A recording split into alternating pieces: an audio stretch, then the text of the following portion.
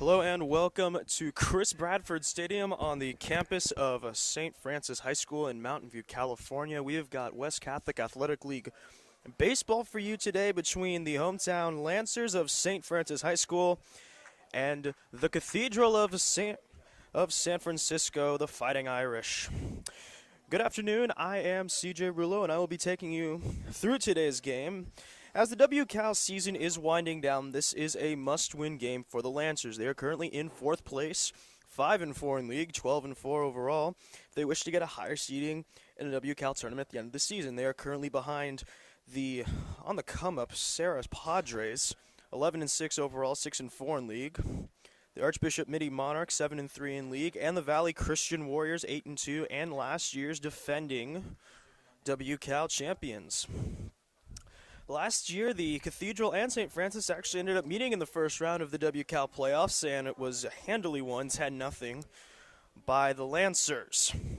It also is the exact same score that the Lancers won the first meeting between these teams earlier in the year, when the Lancers headed up the coast a bit to San Francisco to play at Benzetti Field, home of the University of San Francisco Dons. Now, let's quickly get the lineups first for the Fighting Irish of the Cathedral. Leading off will be the shortstop, number 11, Keyshawn Ogans. Batting second, number 25, the first baseman, Lucas Kelly. Third hitter and the third baseman will be number 13, Chris Rodriguez. In the cleanup position is the right fielder, number 28, Lucas Herrera. Batting fifth is the left fielder, number 8, J.C. Osorio Agard. Batting sixth in the designated hitter, number 14, LeVar Roberts. Batting seventh is the second baseman, number 10, Mateo Parks. Batting eighth is the catcher, number 19, Leo Kikuchi. And batting ninth is the center fielder, number 5, Connor Gregorio. And on the mound will be the lefty, Connor LaChapelle.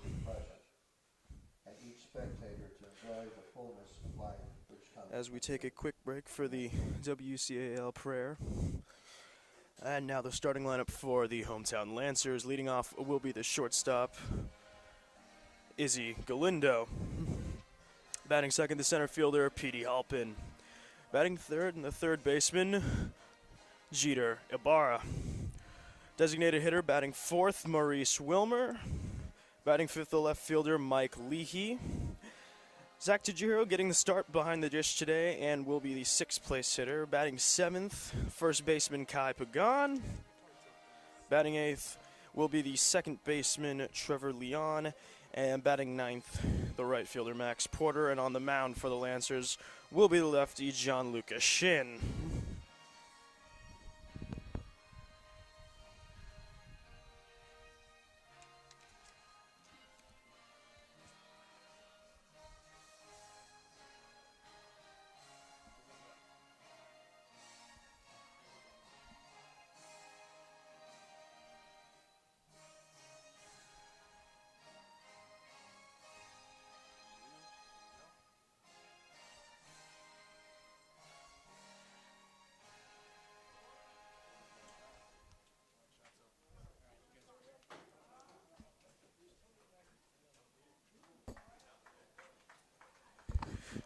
Umpires for today's game.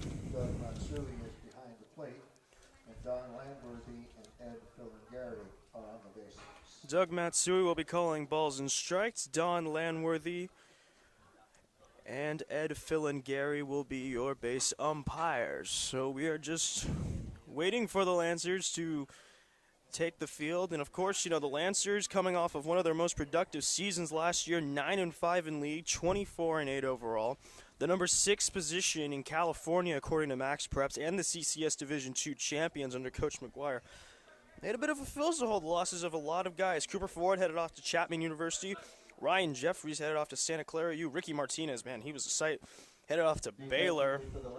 Justin Torres and Cole Sperling both headed up the coast slightly to College of San Mateo. Ryan Higgins ended up going to Fresno State, where my ex-pitching coach, now the pitching coach of West Valley, Jeff Martin, played for the head coach now of Fresno State, then of Cal State Northridge, Mike Batesall. So when all those guys lost, St. Francis, they could totally be in for a setback this year. And man, they're returning as if nothing has happened so far. I mean, Petey Halpin has been a machine at second base, attracting the attention of many writers, including the Prep Baseball Report. And I keep reading things on him, even though he is a commit to UCLA. Izzy Galindo has also been doing a great part, batting .372 in the toughest conference in the South Bay. He's going to hit .400 in this league. With the amount of at-bats he's been getting, it's good. Joey Schott, an ERA of 0.94, is by far the best pitcher the Lancers have had this year, even though John Shin hasn't been a slacker himself. And then William Campbell and Ryan Baker in a decent bullpen. They should be looking to do excellent this go-around. And they don't have that many games left. They face Valley Christian at home, and then the Palo Alto game. We will be covering that game. Go up to Lincoln High School in Stockton for 2, both at the University of the Pacific. The Elite Eight tournament they're hosting. They play Mitty once more, St. Ignatius, and that's your St. Francis season update right there for you. Number 11, Keyshawn Ogans. So Ogans against Shin to start this game off. The Irish in their customary, I believe it's forest green, white, and a touch of powder blue. You actually don't see it much except on their socks and the back of the numbers, as the first pitch from Shin is a high fastball called strike one, and that's how this game begins. Sean Ogans, 5'9", 160 senior, as he takes changeup in the dirt. Batting .400, 58 plate appearances, 50 at-bats, 20 hits, 21 runs scored, 7 RBIs, and a couple of doubles. He's been doing excellent this year for the somewhat poor Irish, as the curveball is taken up and away for a 2-1 count. The Irish, coming off of a ridiculously rough season last year, ended up being 5-9 in the league, 14-14 overall, and lost to these Lancers in the tournament. As 2-1 pitches inbound and catches the corner for called strike 2. Coach Brian Morgan, they had some rough losses. 4-5 loss against Sarah Nate, 7-6 loss against Valley Christian in the 9th. It's 2-2 pitches. Hit out to right field, but hanging, and easily taken in for the first out of the game by Max Porter. As I was saying, Brian Morgan, they ended up having a rough season after those and a poor showing in the Boras Classic. Their only win came against Carlmont. It's not exactly known. They went 1-3. Well, their second coming hasn't happened as of yet, but they are doing slightly better this year, 10-6, and all their losses are in league. And a couple of commits. Keyshawn Ogans is actually a commit to Cal. As swing and a miss. First pitch to Lucas Kelly, the first baseman. Kelly is a freshman, one of only 2 on this Cathedral roster. The other one being Jeffrey J.C. Osorio Haysgard. His second pitch is away. Both their freshmen are big boys. Osorio Haysgard, who's batting 5th, is 6 foot 175, and Kelly's 6'2", 180, as that pitch is fouled off to the right. Not much foul ground, surprisingly, for Chris Bradford Stadium. It is slightly cramped. It's a bit of an addition, but it's got a huge outfield, even though it's only 370. Dead center, 1-2 pitch from Shin is pounded in the left. That's going to get down, and that's going to end up one-hopping the wall. Kelly is on his horse. He is going to fly into second with a double. And the Irish in some business, as Tejero is going to go talk to Shin. It was a hanging curveball, and Kelly jumped all over it. Ended up one-hopping past Leahy. And Shin's been showing he knows he can pitch. Hasn't exactly had the greatest of seasons this year.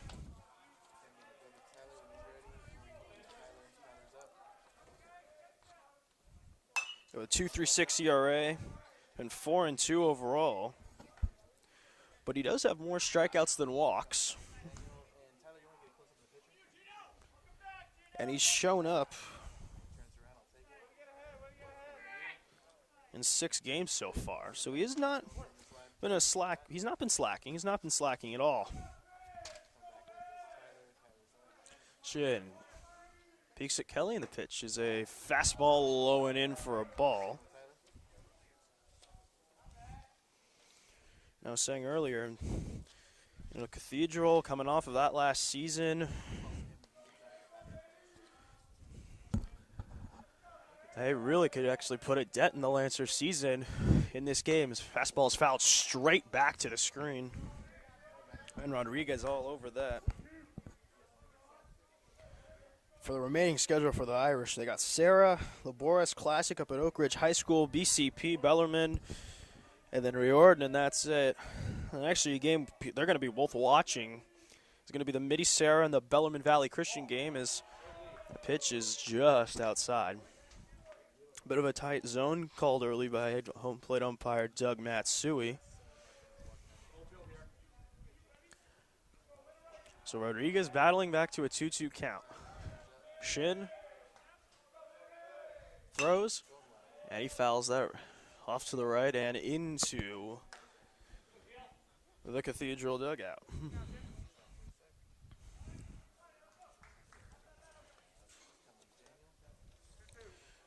Rodriguez, 389, batting .465 OBP and a 1.223 OPS. As that's grounded to short, will get the runner over for the second out. So write that down, 6-3, as Herrera will step up. Now batting right fielder, number 28, Lucas Herrera. Herrera, 5'10", 160 junior.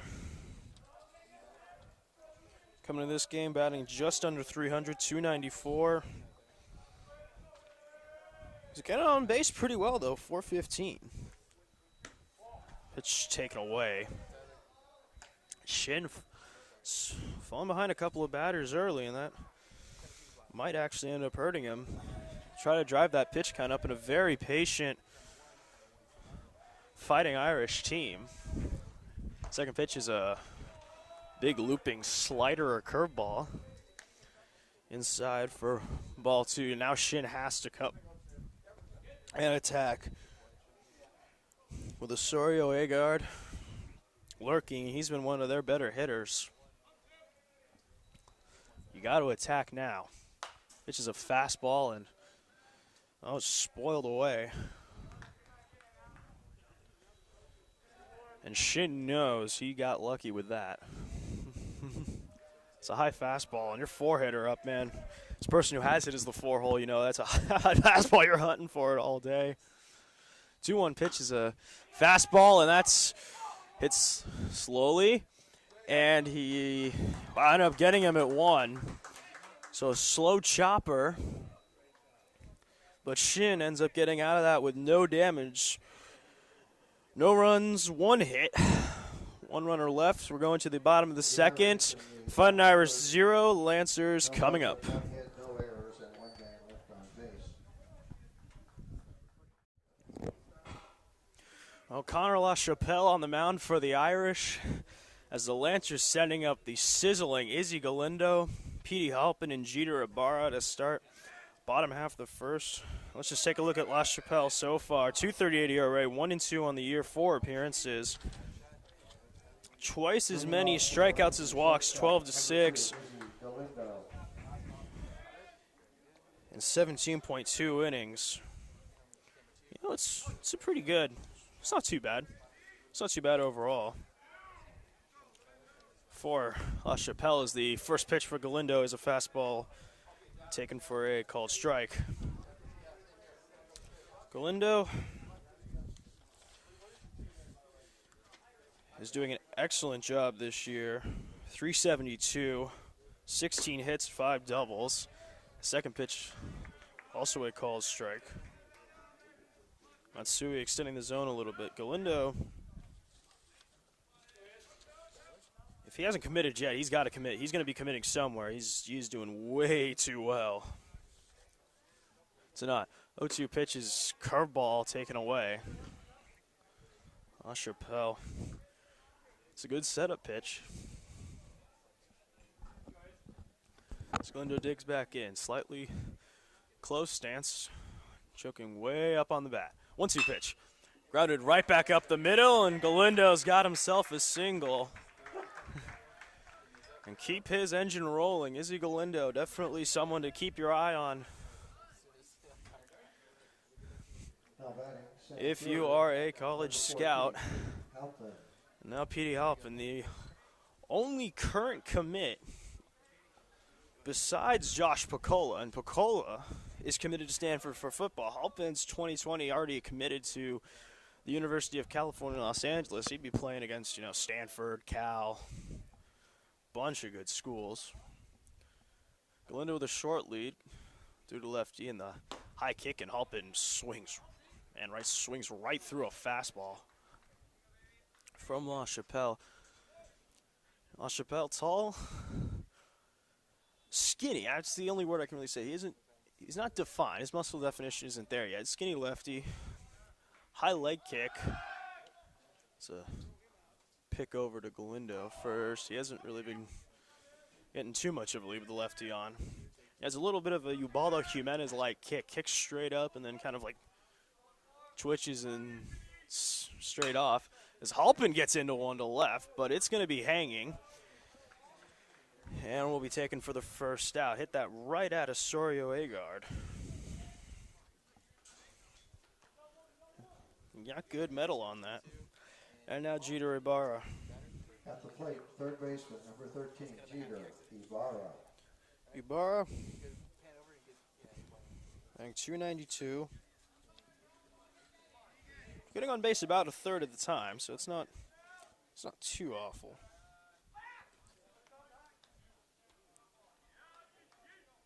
And slugging 354, and his ops is 687. So he's been hitting the ball well. That ball is through into right field. Galindo with a big turn at second, thought better of it. It's another single for Ibarra. And now the designated Hilmer Maurice Wilmer. And Wilmer is a guy that you do not want to mess with. At the plate, designated hitter, number Big 25, senior. Maurice Wilmer. Isn't hitting that well.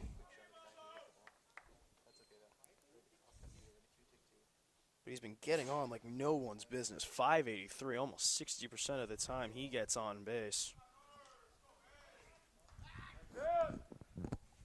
This time is called by Kikuchi. He's wanting to talk to LaChapelle.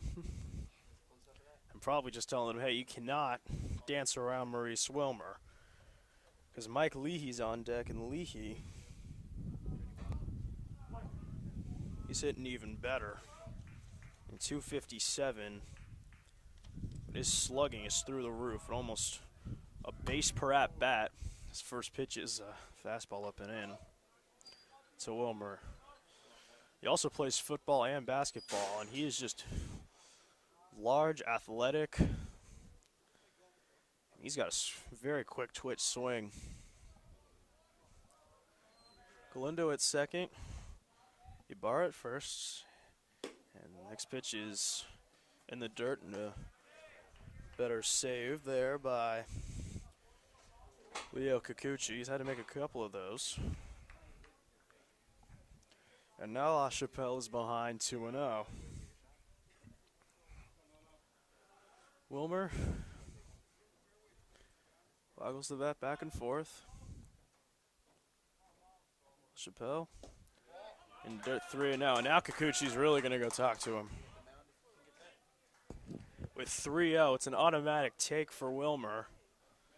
But you know if there's a fastball anywhere near the plate, he's given the green light to go destroy it.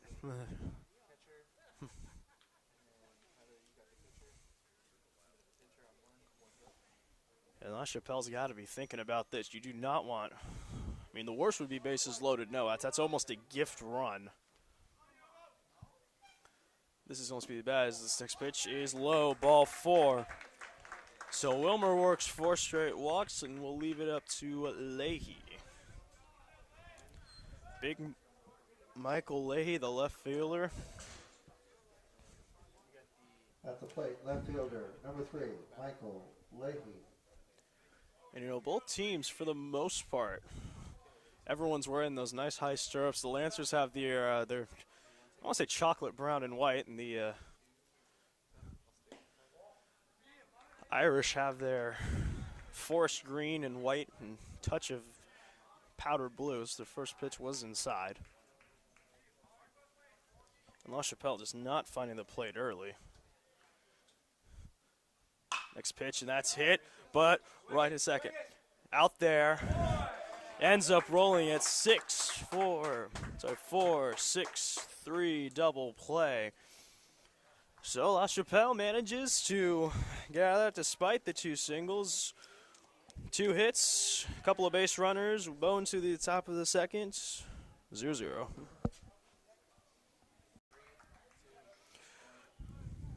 And J.C. Osorio-Agard leading off for the Cathedral Irish.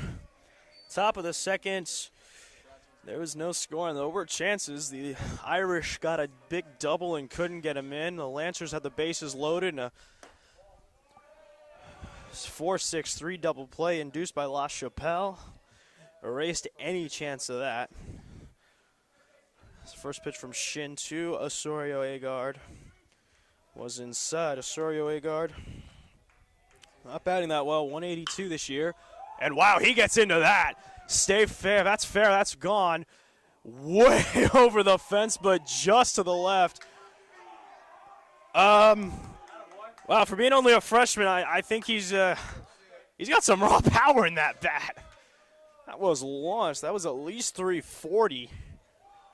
But he just yanked that. And Gianluca Shin, he's smiling at himself. He knows he got away with that. That could have been a big problem. This fastball misses just away. Osorio-Agard, as I mentioned earlier, he's one of only 2 freshmen. Lucas Kelly, who got the big double. And the top of the first is the other one. And this time he gets Osorio-Agard straight up the elevator shaft. And Kai Pagan squeezes it. But he had to move, but I think Osorio-Agard, he's gonna get up the second time around. He's gonna know that he's got some pop in that bat. So LeVar Roberts, the DH, is gonna dig in. Varza Jr. batting .214. 746 OPS as he takes the first pitch to low strike. He's getting on base pretty well, though, almost 40% of the time. LeVar Roberts as Shin winds, and the next pitch, and he blew it right by Roberts. Exploding four-seamer. And Shin is ahead 0-2. And the lefty kicks. And Roberts takes that on the outside corner. Ring the cash machine, that's one. And first strikeout of the day for Shin. And first one for the Lancers staff. So with 2 down, it will be Mateo Parks. And they don't have a lot of, I would say, necessarily large players. I mean, the largest players on the active roster for the Fightng Irish are Connor LaChapelle, the pitcher right now at 6'2", 220, and Lucas Kelly at 6'2", 180. A bunch of guys in the 5'9" and slightly under and 5'10" range. This pitch was taken for a ball there by Mateo Parks. Parks look a second, and he's going to take that on the corner for a strike. Parks, 1 out of every 3 so far has been getting hits. That pitch in the dirt's smothered by Chijiro.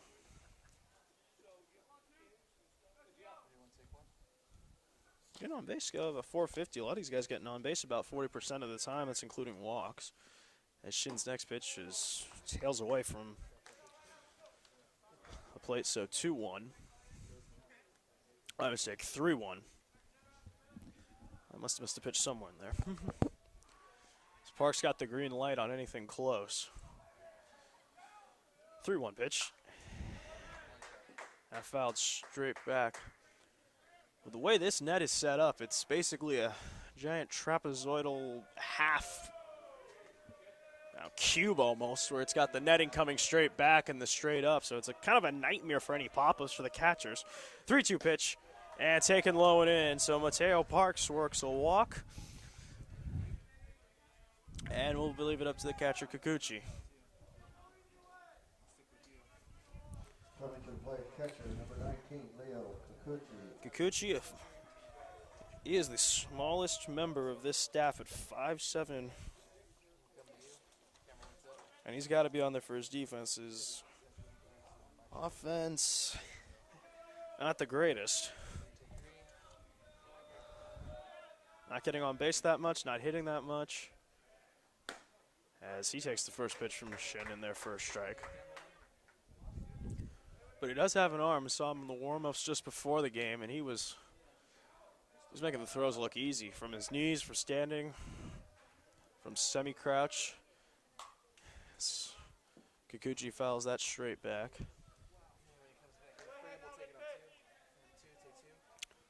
Parks, winner at first with an 0-2 count. Kikuchi facing Shin.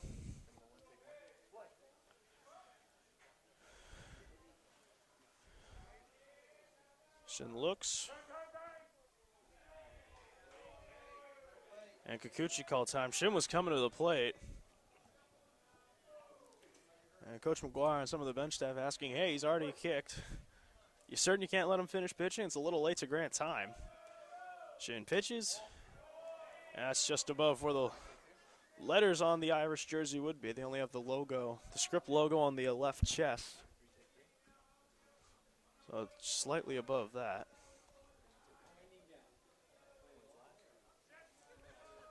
Kikuchi trying to extend the inning. And he fouls that straight up and off the netting.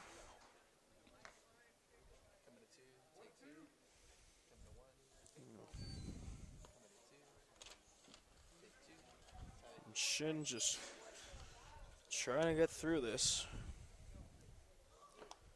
Going into the game, 11 strikeouts, 9 walks, and 26.2. And I think he just got another one. An easy little pop out. Well, not threat a walk, but nothing past that. End of 1.5, it's still nothing.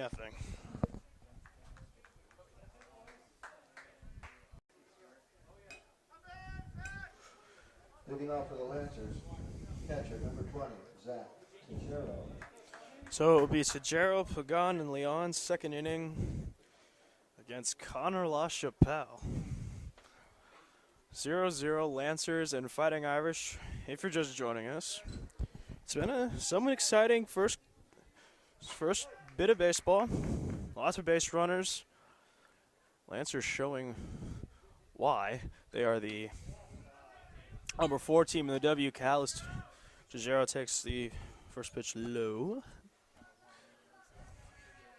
And other games of importance tonight, I mean, definitely for the Lancers. Archbishop Middy's playing at J. Sarah.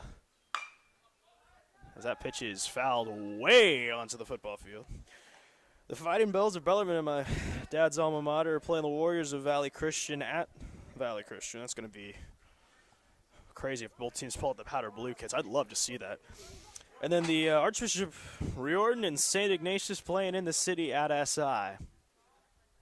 This 1-1 pitch to Tejero is a looping curveball taken in the dirt. But all those games have some effect. I mean, Valley Christian playing Bellarmine. If Valley loses and Middy wins, Middy's on top, most likely. I pitch in the dirt. No idea on that. And Sarah really would like to win because that would put them ahead of Middy. 3-1 pitch to Tejero, easily taken up and away ball 4. So second walk of the day from LaChapelle, and he is First baseman number 23, Kai Fightng. just trying to find anything. Kai Pagan stepping up. Pagan, 1 triple, 1 double, 1 home run on the year. And for a team that only has 3, and 2 of them are hit by your junior and center fielder Petey Halpin, that's saying something right there. And it's taken low for a ball.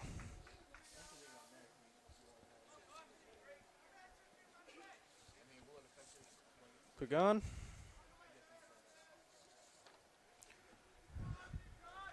Neutral stance.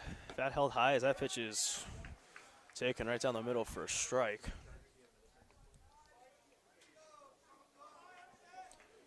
Pagan is a senior, one of many on this Lancer team. McGuire really doing an excellent job, though. That pitch is, ooh, man, Kagathon a little low, but Doug Matsui, the home plate umpires, giving LaChapelle the K number 2 card right there. 1-2. Easy pickoff. Because you're not getting a big lead. No one can really get a big lead on either of these pitchers. You know, big lefties can't really do anything. Wow, curveballing. Right over the top of that. First strikeout of the day for LaChapelle. And Trevor Leon's going to step in. Leon. He's one of those juniors who's really looking to have a good year and up his stock. 6 games this year, adding 400. Only 2 for 5. His first pitch taken for a ball, but OBP 400, slugging 400, OPS 800. He's doing a pretty good job. So far, the wind's been kicking up lately around here. If you can see the flag, it's blowing everywhere. It's a big curveball. Leon swung right through that. And I think LaChapelle is going to be going to that a lot. And just looking out at a left-ish center, that flag is blowing everywhere. It's blowing right to left, then blowing back to center, then blowing every which way. As soon as I say it, another big curveball from LaChapelle. And Leon, you know, you can't really look at that right now. There's nothing really you can use to determine where this wind is going to be blowing in a stadium like this. I remember at the Tigers Stadium as a 3rd in a row. LaChapelle going right back to that curveball. 2 strikeouts after the walk to Tajiro, now Max Porter. I remember I was listening to a Giants game, and they were talking about how, you know, they couldn't use the flag inside the stadium because it was actually lying. You had to look at the Transamerica building flag across the street. Porter stands in, another pickoff. You know, Tajiro's the catcher. I don't really care, but he must have stolen something. That's why they're really keeping an eye on him.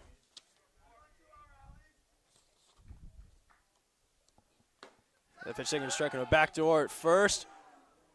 And just getting back in there, Tajiro. Yeah, he hasn't stolen anything. The stolen base is nothing.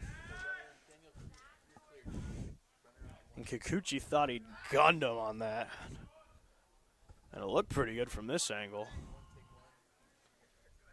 The umpire right on top of that is another huge curveball. Reminded me right now of little Giants farmhand, you know, Jeremy Affelt, big hook. Used it a lot when he was with the Royals and really came into effect when he was at the Giants. Curveballs taken wisely by Porter, so 1-2. Wouldn't it be something, you know, walk first batter and strike out 3 guys.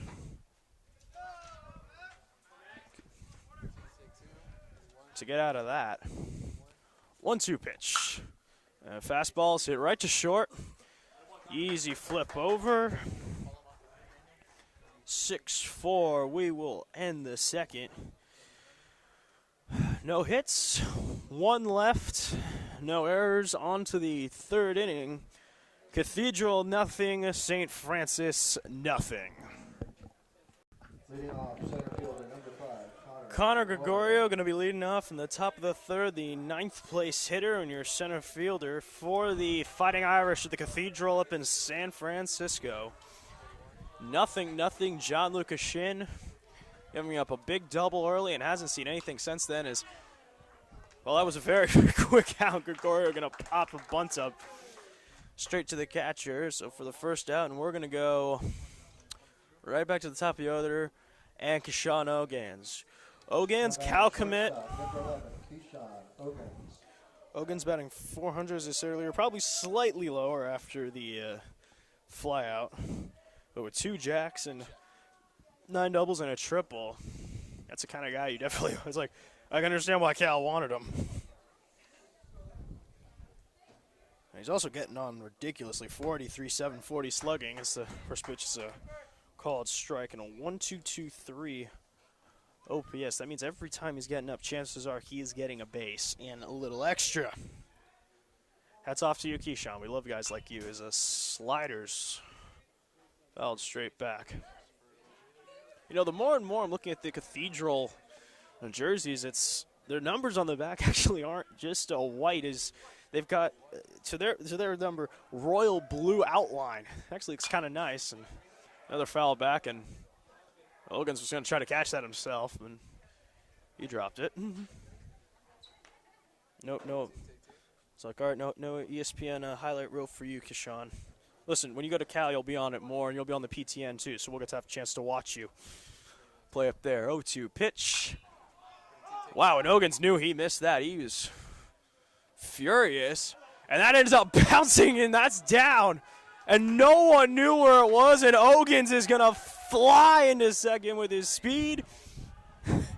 No one knew where that was. Halpin, Leon, and Porter all converged, and it fell in the triangle.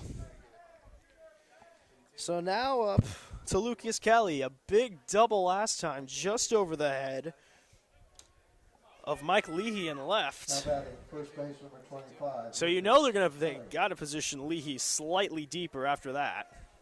Because, you know, he's a dead pull hitter. And that was just an excellent job of hitting. So Ogans in the big league, no one even close. Changeup's going to be low and away. And Shin knows he's got to keep Ogans. He's got to basically do what he did last time with after the Kelly double. He got the 6-3, and then he got the 1-3 luckily on a pitch from Herrera. Herrera just got on top of that and missed it, but he knows he cannot afford to have many more base runners get on. Let's see. Takes a long look at Ogans, very deliberate, and that ball is launched into left. It's going to drop. Ogans only going to be able to get to third of the line drive, but Kelly's got himself a 2-for-2 today with a nice single, so it's going to be runners on the corners with only 1 out for Chris Rodriguez. Coming to plate, third baseman, number 13, Chris Rodriguez. Rodriguez, 389 with 2 doubles. Slugging percentage of almost a full base. And he's built. You can tell the muscle definition through the jersey. With the green and black shoes, looks like he's on the Boston Celtics. And Kelly, I thought they'd be sending him for almost certain. His fastball's taken away. I thought for certain they'd be sending him, but because, you know, they'll get their run in. The way LaChapelle's been being a wizard and getting out of jams, you know, anything's possible. Quick check, and the pitch is popped way up right to second base, and Ogan's going to take like 2 steps, think about going absolutely nowhere, and retreat back. So 2 outs for Herrera. Herrera. Right fielder number 28, Lucas Herrera. He grounded out pitcher last time. Pitch. That's taken away. And man, Gianluca Shin is he's been missing away. A lot of arm side misses for him. Probably means he's pulling off slightly early. But I used to be a pitching coach, so yeah, it's hit, but right at second. Easy flip on to Pagan at first, so Shin works out of a possible big-time chance. 2 left on. We're going to the bottom of the third. It is still 0-0. Top of the order for the Lancers, Galindo, Halpin, Ibarra. Bottom of the third, still 0-0. Last time Galindo lined a single right back up the middle. And you know, Galindo's actually reminding me a lot of this guy right now over at Mission College by the name of Garrett McCarthy. You know, same build, same position, just athletic. As he takes pitch on the corner for a called strike. Well, LaChapelle has been getting better. You know, had a little bit of a rocky first, settled down, got a couple of punch-outs in the bottom of this last inning. He's on cruise control as that pitch is a hook taken, and Galindo not happy with that. He thought it was a little up. But, you know, they're brown and gold jerseys. You know, those letters, like, it kind of tells you right where the strike zone is going to be. 0-2 pitch taken for a ball. And Kikuchi might have been able to stick that up. Not absolutely certain. But he might have been able to work that. So 1-2. LaChapelle looking in. Galindo thought he was taking too long, so he's asking for time. Granted. By home plate umpire Doug Matsui. So Galindo ready. Long leg kick. And Galindo, wow. Matsui said that was in there, but he didn't really say it that loud. Galindo was looking back at him as if to say, well, that's a strike. On to the plate, center fielder number 14, Piggy Halpin. So the third strikeout for LaChapelle, and Halpin's going to dig in. Halpin, the left. Well, the big lefty's a big sky hook going to be punched in there for a called strike. And LaChapelle's found that he's got that curveball today, and he has been working that thing relentlessly. He's going to live and die by that pitch. It's another pitch, that one, you know, just a little bit up top, but again, you know, big sweeping 2-8. Sorry, my bad. 11 to 5-ish. It's not a straight 12-6. Pitch and fastball is taken low. He's just been punching and pummeling the Lancers with that pitch. He's gotten a couple of strikeouts on that. But right now he's behind Halpin 2-1. That pitch in the dirt, so 3-1. Halpin got into one last time, but flew out to left. He went oppo with it. 0% remaining on studio battery.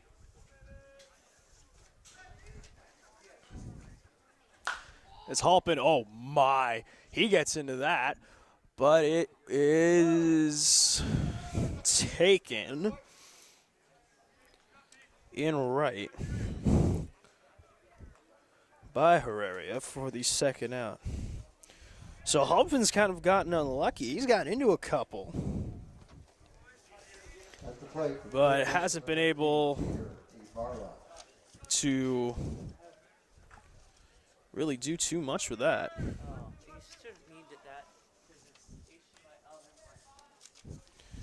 So with 2 outs, it's Jeter Ibarra.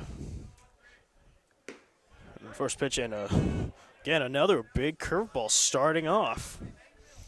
And another called strike. He has been throwing that pitch relentlessly and getting good results with it. Ibarra batting. Well, as of this morning, it was 292. I went online and printed up the statistics. Thank you, Coach McGuire, and thank you, Coach Morgan, so much for keeping these stats updated. As next pitch is a fast. Wow. I don't know if it's a changeup or a very flat curveball, but Ibarra swung out of his shoes.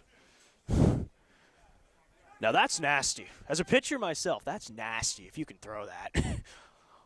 Oh, they reminded me of a pitcher up at Woodside. Max Moreno is committed to. William Jessup is another curveball, and Ibarra looking a little bit like Nelson Cruz on the last couple. End of 3, absolutely nothing across. Going to the top of the 4th, still nothing. Well, J.C. Osorio Agard, LeVar Roberts, Mateo Parks. And Osorio Agard last time up hit a missile of a ball that landed just foul down the left field line. It's only 325 down the left field line near the hospital. So he takes the first pitch for a strike. But he's got some pop. Only a freshman. One of the advantages of the WCAL schools, they can get. This time, he's hit that straight back, and wow, and he's going to beat that out. Count that E1. Shin got a glove on it, knocked it down, couldn't pick it back up.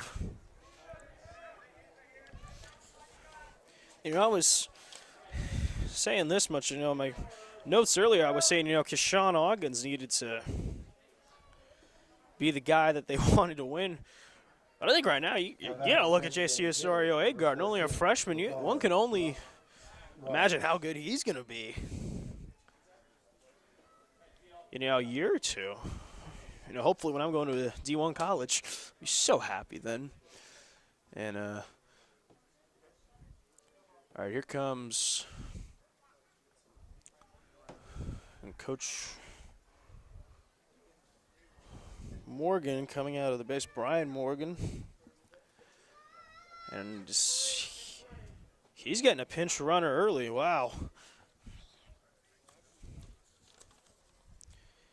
Eli Matzuzak going to be pinch running. Pinch running at first base, number 6, Eli Matusek. Or Matuzik, my bad.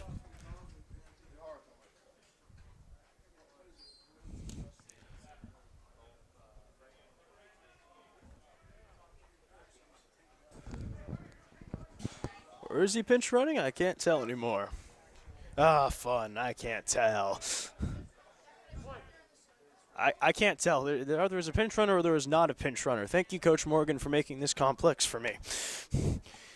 We'll worry about Roberts. And pitch taken up. It looks like an attempt at some sort of a wheel play was on, where Tajiro was going to be back picking, but no one was there, so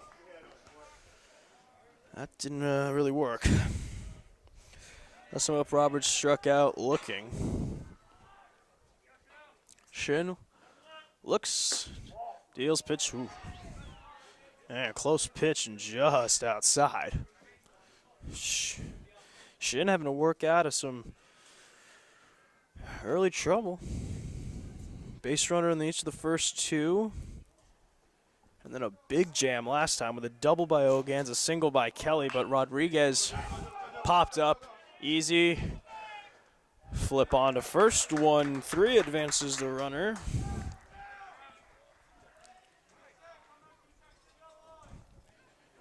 So, up comes Parks. Parks worked a walk At the plate, second base, his last time up. Parks.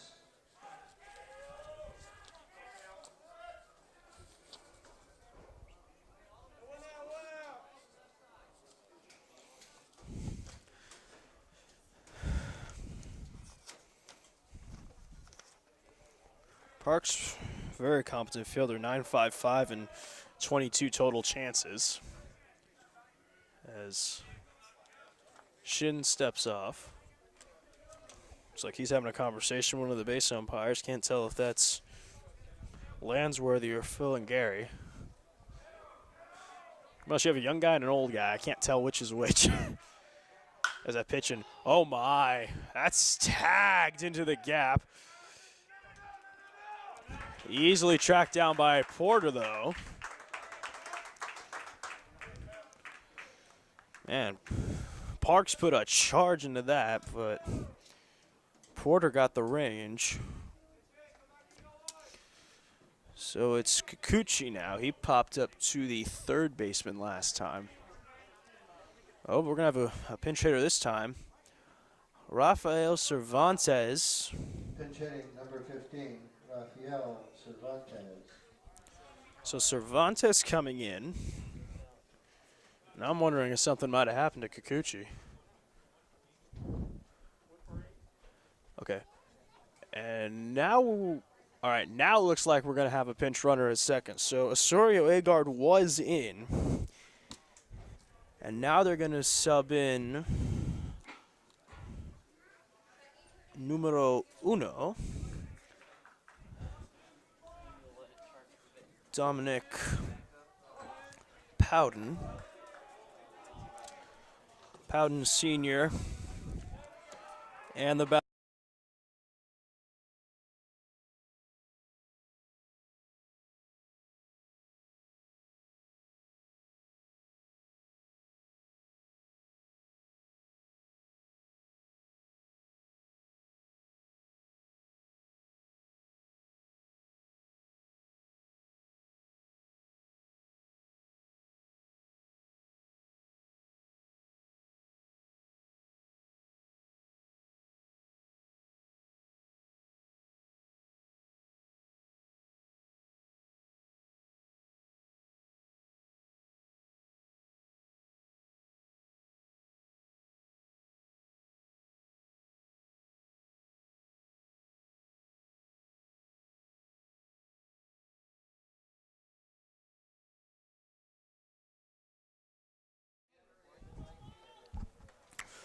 Maurice Wilmer, Mike Leahy, and Zach DeGiro, the three up in the bottom of the fourth for the Lancers, with Connor LaChapelle working an excellent job.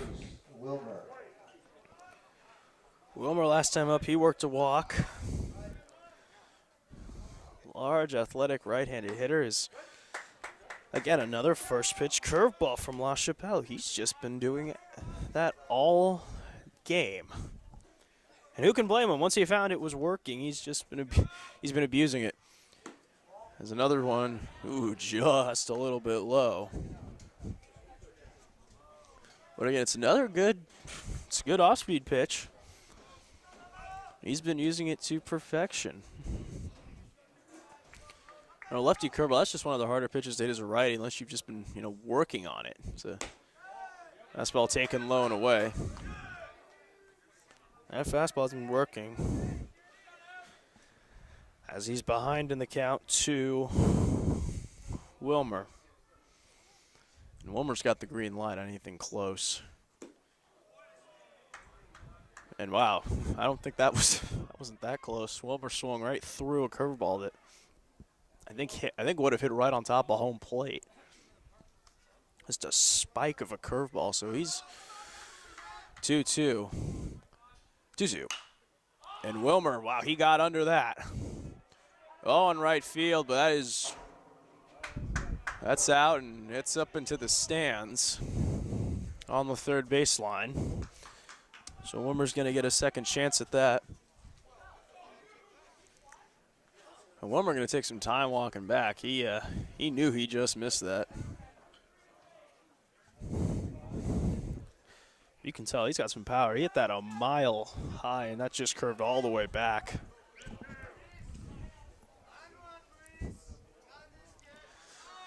So Wilmer, big breath deep, digs back in. 2-2. And LaChapelle wants the curve.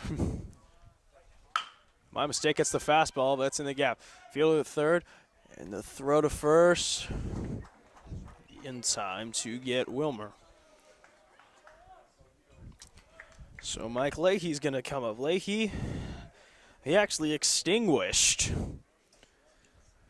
the bases loaded opportunity in the bottom of the first for the Lancers. 4-6-3 double play. So Leahy going to really look to try not to do that again. He can't do it because there's no one on, but another ground out wouldn't really help. And first pitch curveball. And I think the Lancers have got to know at this point, first pitch curveball every time up until they prove they can touch it. And you saw that. It's just a big hook. A one pitch, just curveball. And I think that might have got him outside of the batter's box. So umpire didn't say anything. Kikuchi pounced on it and threw on. So that's two gone. Catcher, number 20, Zach Tejero. So now Tejero, he worked a walk his last time up against LaChapelle. And Mr. Tejero, I've got one word for you, curveball. Every at-bat has been starting with that. First pitch. What do I say about that?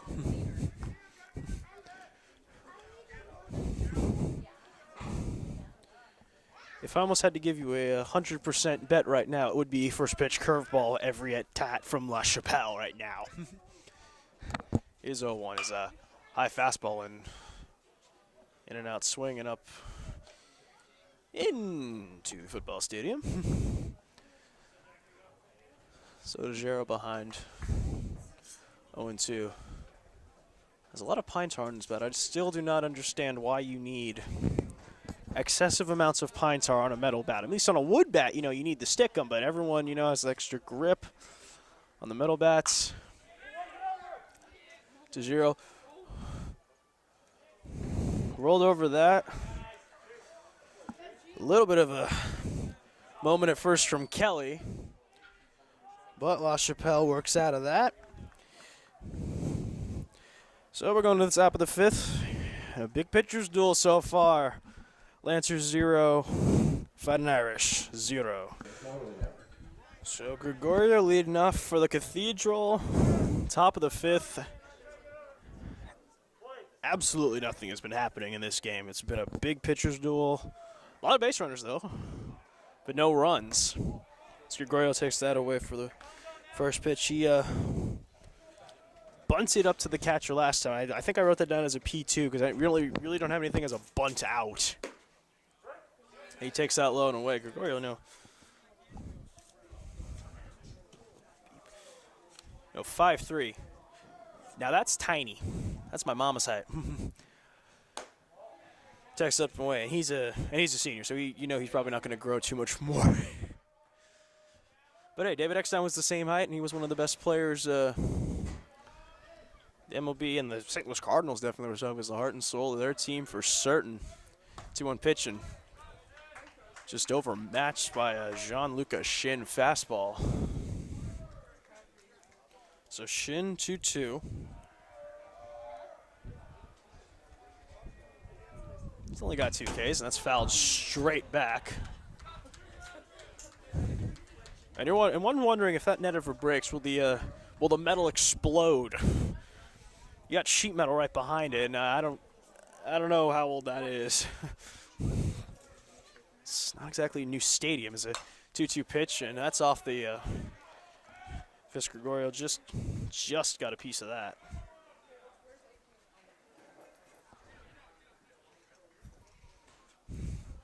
So Gregorio making Shin work. He's really making him work for this out. Again, 2-2 pitch. And again, another foul ball off to the right. So Gregorio he's just getting enough. Where now Tejero and Shin have to figure out some pitch that's going to get him out. Maybe go to the LaChapelle curveball, or in that case, just blow a fastball high and away right by him. Third strikeout of the day for Jean-Lucas Shin. And we're going back to the top of the order again Shortstop, number 11, Keyshawn Ogans. with Keyshawn Ogans. Ogans is 1 for 2, hit a double last time up. And it shouldn't have even been a double. It probably, I don't even know if they're going to call it a single and an error, if they're just going to call it a two-base error in the book. I'm giving them a double. So the slider runs high and away. And Ogans is just, he's your prototypical shortstop build. Tall, wiry to an extent. And wow, he gets into that. But right at Leahy for the second out. Put that down as an L7. That was a line shot. So now Lucas Kelly. Kelly hit a big double in the first inning. One hop the wall. And then hit a sharp single last time.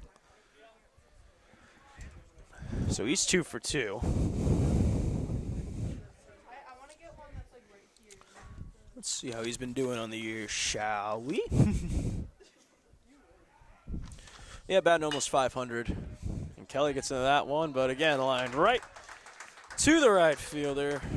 So a very quick 1-2-3 inning for Jean-Lucas Shin. Going into the bottom of the 5th, still nothing.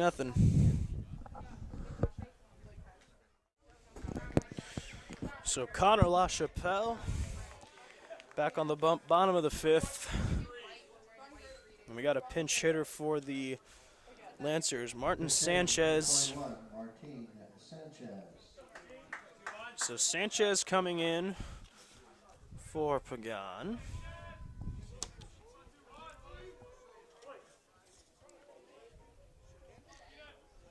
Sanchez, a junior, another first pitch curveball breaks in. Sanchez, 35 plate appearances, batting 200 with a pair of doubles. Getting on base almost 43% of the time, though. Good job. Like a man who can get on base 40% of the time. That ball, he stayed back on it. Wow, way into the hole, and absolutely nothing Mateo Parks could do. Put that down as an E4. He had to go way into the hole. Sliding stop was excellent. As he came up to throw, nothing really worked on that. So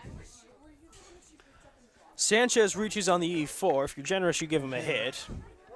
Number 4, Mason Burke. So now Mason Burke. And I think, yeah, McGuire's just throwing the tank in. He's going for the win now. Mason Burke, also a 200 batter, takes the first pitch in a back pick. Wow, and Sanchez is way in there. Burke's got a double. OPS is 573 though, so I'm definitely applauding that. It's an excellent stat. OPS on base plus slugging. That's kind of a true definition of a hitter. And Burke's just going to be bunting over. Low fastball. Mothered by Kikuchi. I'm going to say this much. Everyone in the world knows Burke's bunting him over.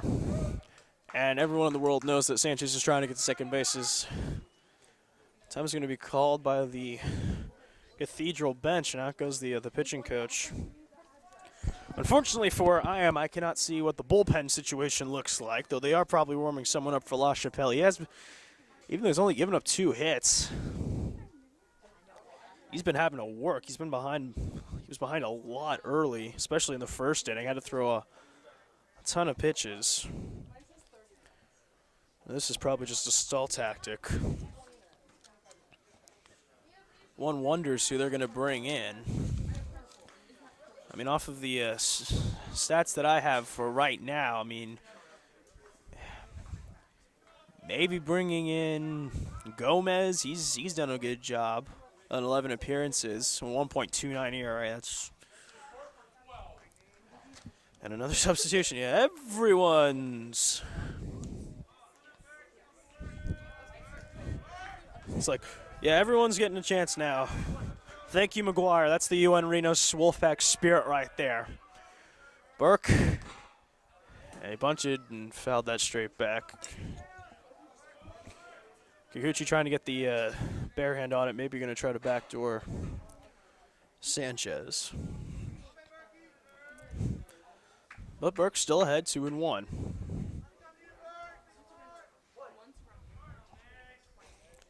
So LaChapelle fires. Pitch in the dirt, and excellent smother to make sure Sanchez doesn't move up free 90 feet. And that is a free 90 feet, not 390. 390 feet means he scores in his 30 feet to first base by the time if he started from home plate. So in this case, he'd be 30 feet, let's see, past first base. 3-1 pitch, and Burke fouls that off. Again, and now I'm wondering if they're just going to let him swing away with 3-2. You don't get that bunt down. It's going to look kind of awkward. Excellent idea, but you have to make sure the dividend is worth it. All right, let's see what McGuire's got planned. Looks like he's going to let Burke swing away. And an easy little pick off to first. Lancers love doing that. They wait till the throwback and then yell "attaboy." It's one of those rituals you don't really notice unless you start filming or want to watch the games. 3-2 pitch, and that's hit, and a line drive, and an unassisted double play. That's just unlucky from Burke. Hit it right on the line to Kelly. Kelly, excellent, lays out. Gets up, and all he has to do is apply an easy tag to Sanchez. So they let him swing away after not being able to get the bunt down, and that kind of proved costly. So now Max Porter. Porter, ground out to short, first time up. Only time up. First pitch, and another first pitch curveball, and another strike. Well, if anyone's watching this at home and you're a college scout, and you want a guy with a curveball, preferably a lefty, I think LaChapelle's been showing it a lot. Second pitch and another curveball, that one a little flatter, and Porter's still out in front. He's ahead 0-2, and it's not, and everyone knows it's coming.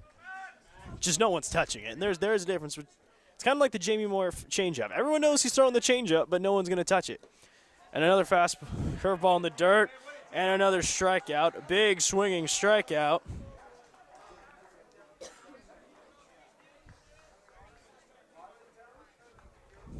That's the 5th of the night. Going to the top of the 6th. Pretty good pitchers duel we got going so far. Still nothing. Rodriguez, Herrera, and someone going in for Sorio Agard. No idea who it is yet. Let's start off with Rodriguez, shall we? 6'3", his first time up. And then popped out to the second baseman. Rodriguez looking for his first hit. Oh, not this time. First pitch. Fastball and easy 6-3 put out. First out of the inning. So now,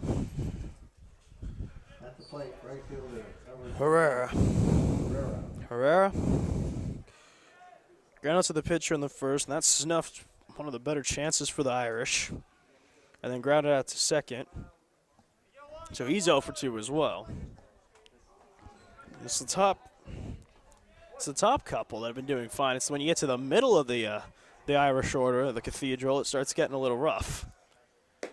And fastball taken low and away. That sounds like a pretty awesome secret cult society. You know, the Irish of the Cathedral. It sounds like something you're going to find up in Dublin. And you're going to read about them, and they're going to bring you to all these pubs, and that pitch is taken away. And they're going to initiate you. It's a giant pub crawl. It'd actually be kind of fun. Sounds like it'd be a total blast. But I'm biased as I am part Irish.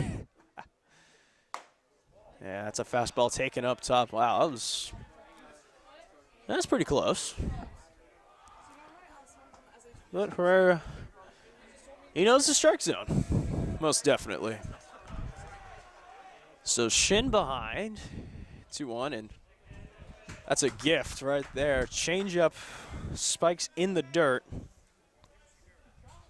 And Herrera went fishing. Came up very empty. So Shin 2-2, up and away.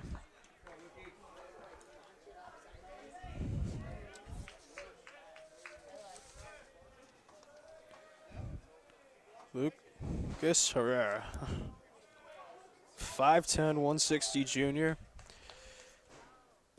And he takes that for ball 4. So Herrera works the walk.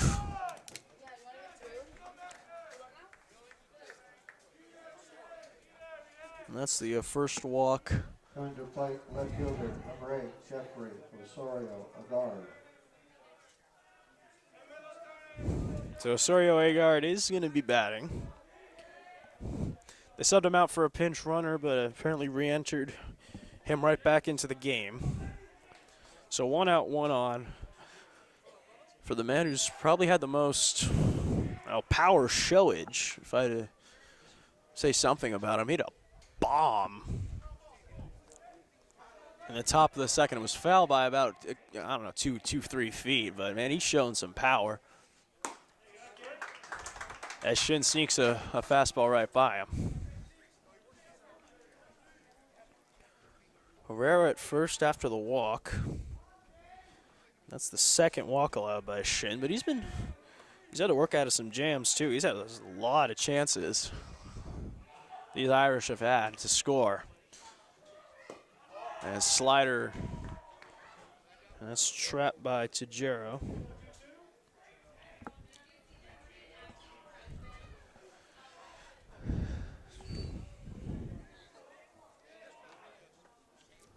This is Osorio Agard looking down to third. Herrera the runner at first. As Shin's gonna make a move over to first.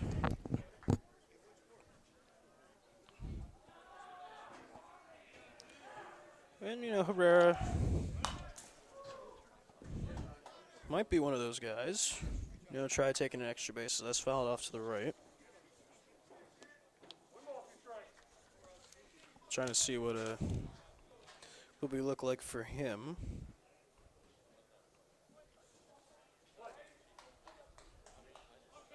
And he's got a stolen base. So he can run. So Osorio Agard pops that a mile high. And after a little bit of confusion, Max Porter's going to move in and take that.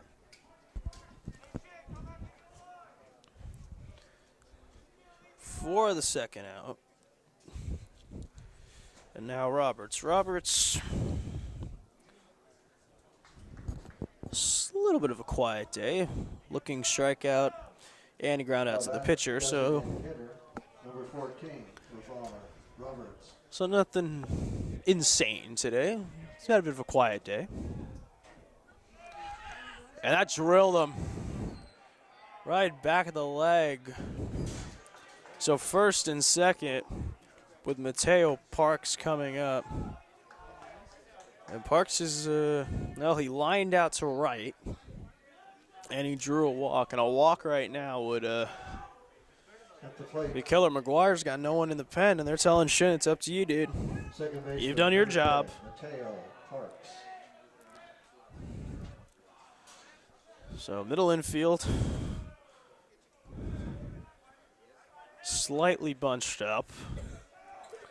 Outfield, a Halpin creeping in. But all in all, normal depth. Parks, big 2-hopper over to third. Fires on to first, 5-3, and that's the end of any serious threat right there. So a couple of base runners, but nothing major. End of 5 1/2. Fighting Irish 0, Lancers 0. And top three of the Leading off, Lancer order, Galindo, shortstop, Halp, number and 2, Ibarra Galindo.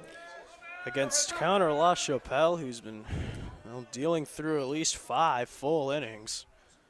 Only given up 2 hits so far.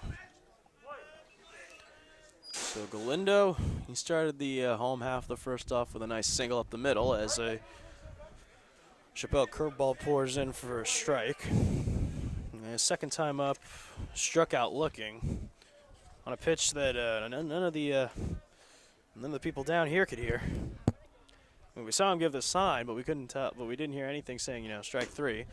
So another LaChapelle curveball is waved at and missed. 1-2. Galindo's, he's been one of the catalysts on this Lancer team. He's been hitting very well,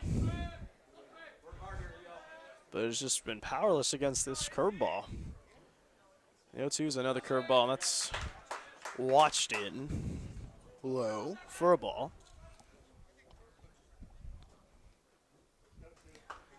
So Galindo's still behind.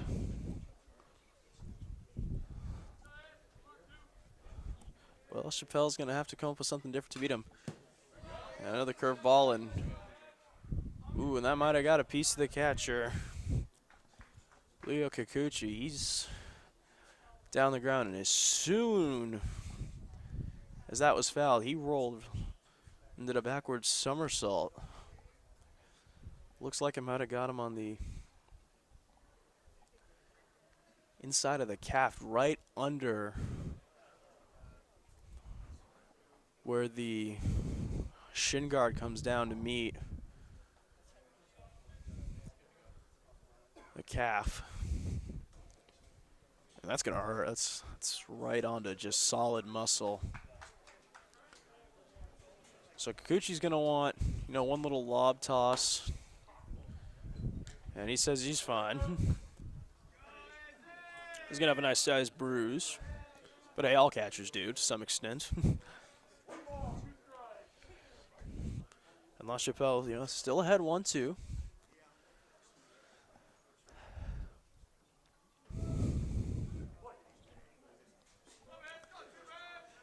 And bell tie set, and the deal. And change up in the dirt taken for second ball. And Galindo's really making LaChapelle work. I mean, even for the single he got, he saw like 6 pitches from him, so he's making him work. And curveball, wow, waved at and missed. Another strikeout for LaChapelle. 6th strikeout of the day. At the plate, center fielder, number 14, Fightng. That's pretty impressive, mostly on those curveballs, too. As I was saying earlier, it's like the Jamie Moyer changeup. It's coming. It's there, but you ain't touching it.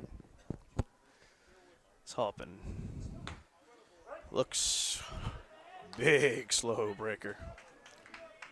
Every time, first pitch, just attacking with a curveball. I think it's been like 70% plus curveballs from him. A couple fastballs and a couple changes, mixing just to keep him honest. It's kind of like with the Mariano Rivera, it's that cutter 92% of the time, but you're not touching it. Halpin, wow, he gets that off the end of the bat and still gets the out. Chappelle to Kelly at first. So 2 outs for Jeter Ibarra. First inning single.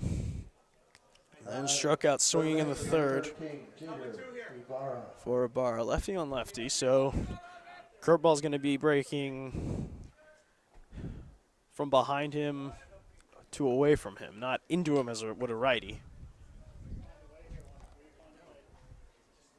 And a curveball is taken low. And there's some activity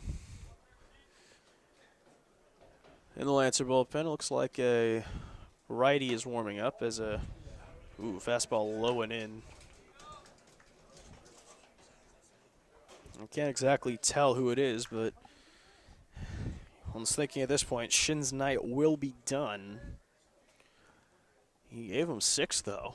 Only 3 hits, and Ibarra with a mighty cut and fouls that off. I want to say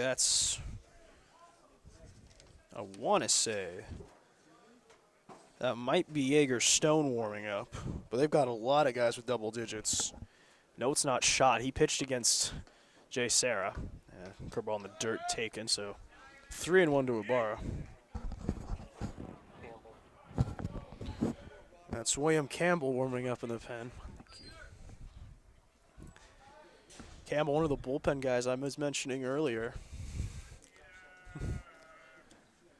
Big influential is a 3-1 pitch is a curveball. Ibarra works the walk for Wilmer. Wilmer worked a walk in the first. And grounded out to the third baseman, last him up, so 0 for 1 with a walk. As Campbell continues to warm. William Campbell, 6 appearances, 0.89 ERA with 2 wins. Wow. Talk about dominance.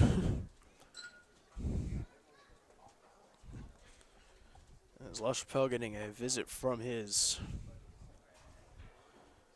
pitching coach. Looks like just talk from strategy. No, there is 2 outs, so just get a ground ball. Nothing insane. Matsui's walking out to break up the conclave. They're probably not talking about what pizza toppings they're going to want later.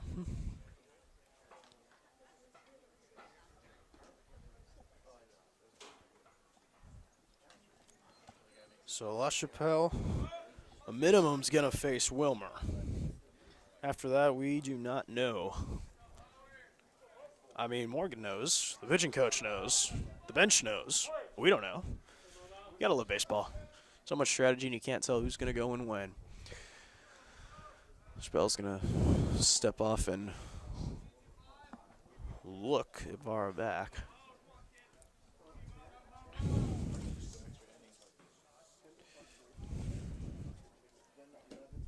And he swings through that pitch.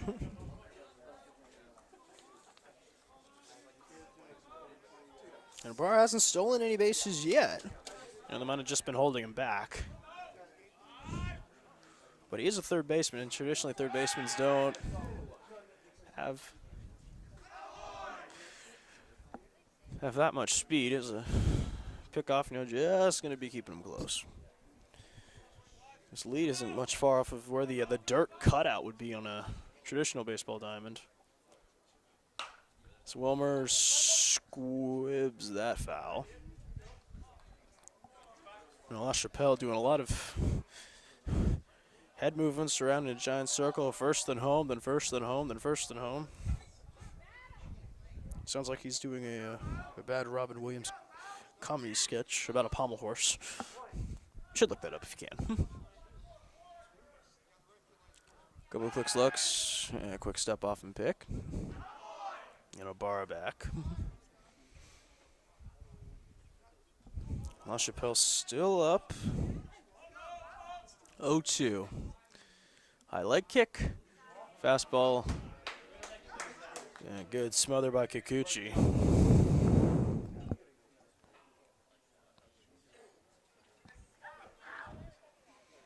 LaChapelle still up. Wilmer digs in.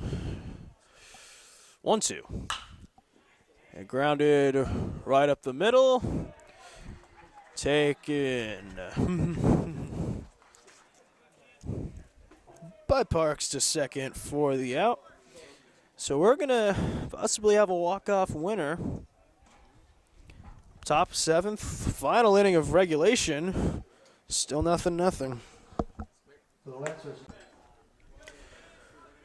Top of the 7th inning and the last chance of regulation for the Irish of the Cathedral of San Francisco.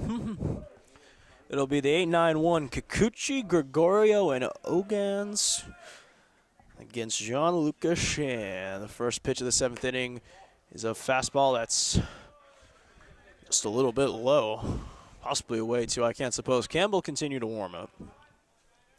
Kikuchi pops up to third, struck out looking as he takes a fastball in the inside corner for a strike. Gregorio, who's following him, he so far has bunted out to the catcher as Kikuchi fouls that straight back. And he's also struck out swinging. Ogans flew out to start and then hit a line drive of a double as that's hit, but right to shortstop. Easily taken and easy fire onto first for the out. Izzy Galindo making that look very easy. So Gregorio, but a pinch hitter going to be coming up. So Gregorio coming out. And Diego Padilla. And Morgan's trying to get the any kind of run support right now. Padilla has not yet got a hit. 31 plate appearances, 24 at bats, nothing. As he gets into that one, but that's the open spaces out there for you. Padilla flies out. A lot of other parks, chances are that's going to be going somewhere. But as St. Francis still uses this as their soccer facility for the JV games, it's got a huge outfield. And it gets deeper as you shade over from left to 325. Deepest part of the yard, it's about left center. It's probably about 380 and then 370 dead center and just sloping over past that. So Ogans. And he takes the curveball up top. He's got a frown on his face. He takes it like, it's not my pitch. That's not my pitch.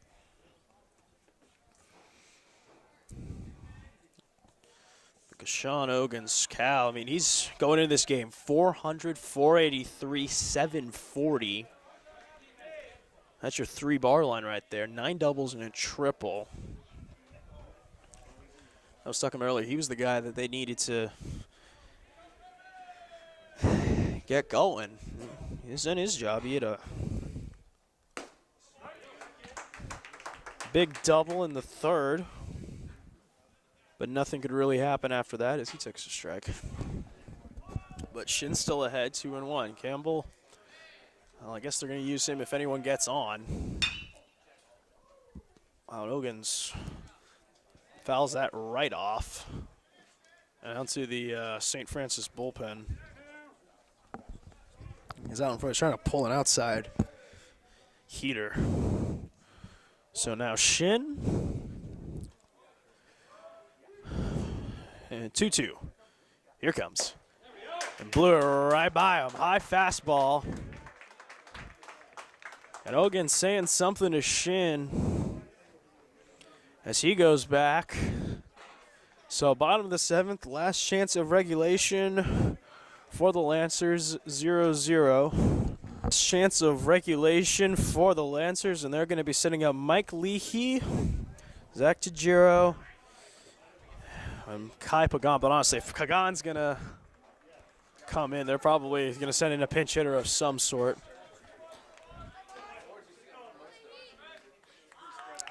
Against Connor LaChapelle. Morgan's going to let him finish this. So Brian Morgan probably does have someone warming in case. But LaChapelle has been working a gem. Only 2 hits and 1 error. And an excellent outing from him. This one almost kind of helps that the someone was just filming for scouting, because this definitely would raise his stock. So second pitch curveball's just upstairs. That's just been his bread and butter pitch all day. Outs recorded with it. First pitch is recorded with it. everything recorded with a curveball. And ooh, just upstairs. And Leahy was looking as that he just got a gift. That looked pretty good. That looked pretty good from where we are. So Leahy ahead 2-1 in the pitch. And that pitch looks like about the exact same spot. This time called a strike by Doug Matsui. So LaChapelle, 2-2. Curveball strike inbound. My mistake. It's actually a change up, and Leahy's going to dump it into right. Punch out, single. So now it's Tajiro, but McGuire. Oh, keep you coming up. Up. There's send Tajiro up. Back to Tajiro. Walk in the second. At the plate, catcher, number 20, Zach Tajiro. I know he'd have done something else. I'm trying to find his name on this list. And a 3 unassisted.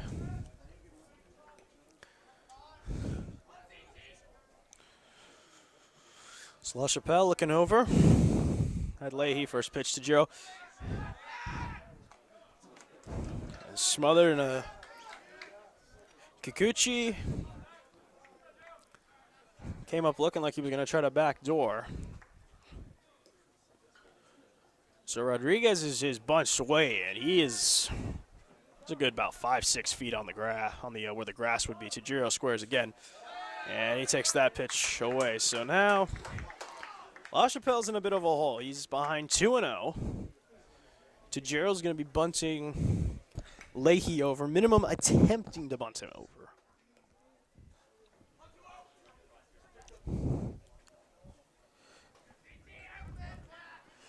And who knows what's going to happen after that. Pitch, perfectly executed sack bunt. Only play will be to 1. So sacrifice 1-3, Leahy to second. And now Kai Pagan. And Pagan's got a home run on the year. You look at his stat line, 259 batting. At the plate, first baseman, number 23, Kai Pagan. But 836 OPS. And he has got a home run. So Pagan,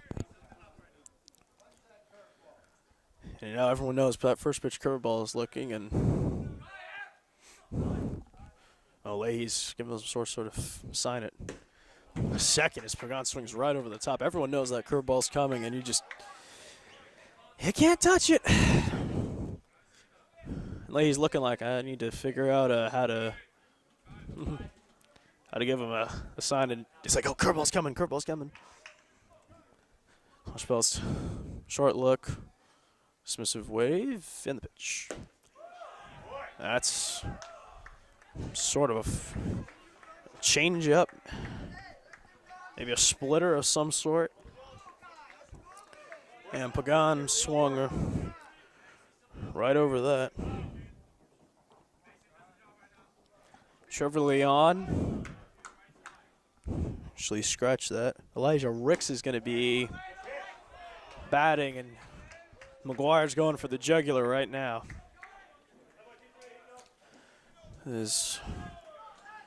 Pagan took that pitch away. So here we go.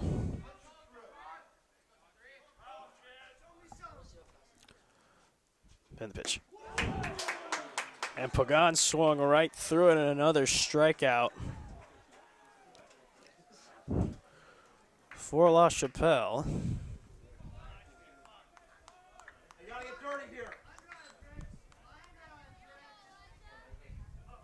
That's the 7th strikeout. Number 9, Elijah that is the Ricks. 7th strikeout. They're going to intentionally walk Elijah Ricks to get up to Max Porter.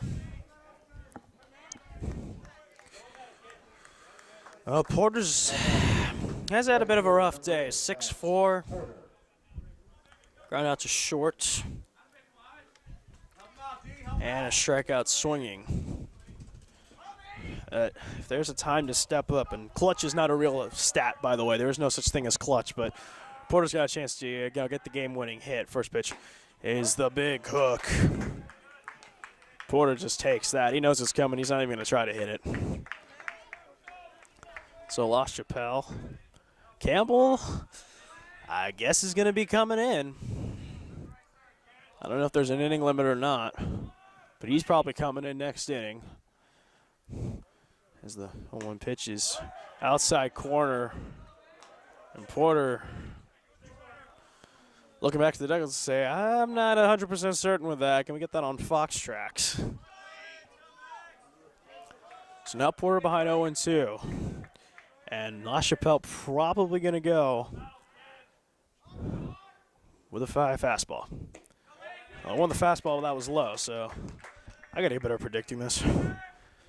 I'm not Tony Romo, unfortunately. He's good. I like Tony. He always can predict the play. So LaChapelle, he's still ahead.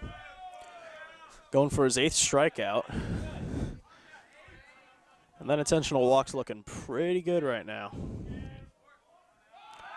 And he's going to step and pivot towards second. Leahy going nowhere.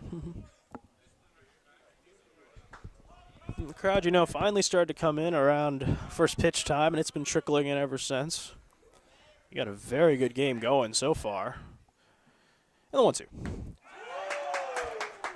8th strikeout of the day.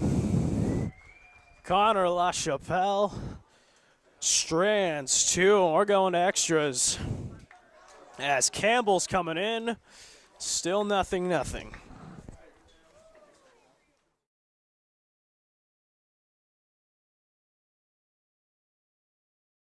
Well, we got extra inning baseball here at Chris Bradford Stadium on the campus of St. Francis High School. William Campbell, giving you a pitcher. Campbell, 0.89 ERA, 2-0, 6 appearances, 17 strikeouts to 10 walks, 15.2 innings pitched, and only 4 hits and 2 runs given up. It's an excellent job by him, and he's going to face the 2-3-4 for the Cathedral Irish. First pitch is a curveball inside, and Kelly smacks his bat. He knew he should have stayed inside and taken that, because that's going to put all the pressure on Campbell. So we assume that the Irish are going to be working off of some sort of a pitching limit, probably 7 innings. Jean-Lucas Shin, his second pitch is taken low and away. Excellent job. 3 hits, 1 error, no runs. And he's not even going to get a decision in all of this. It's disappointing. As Tajiro is going to go talk to Campbell. No missing with the first couple of pitches.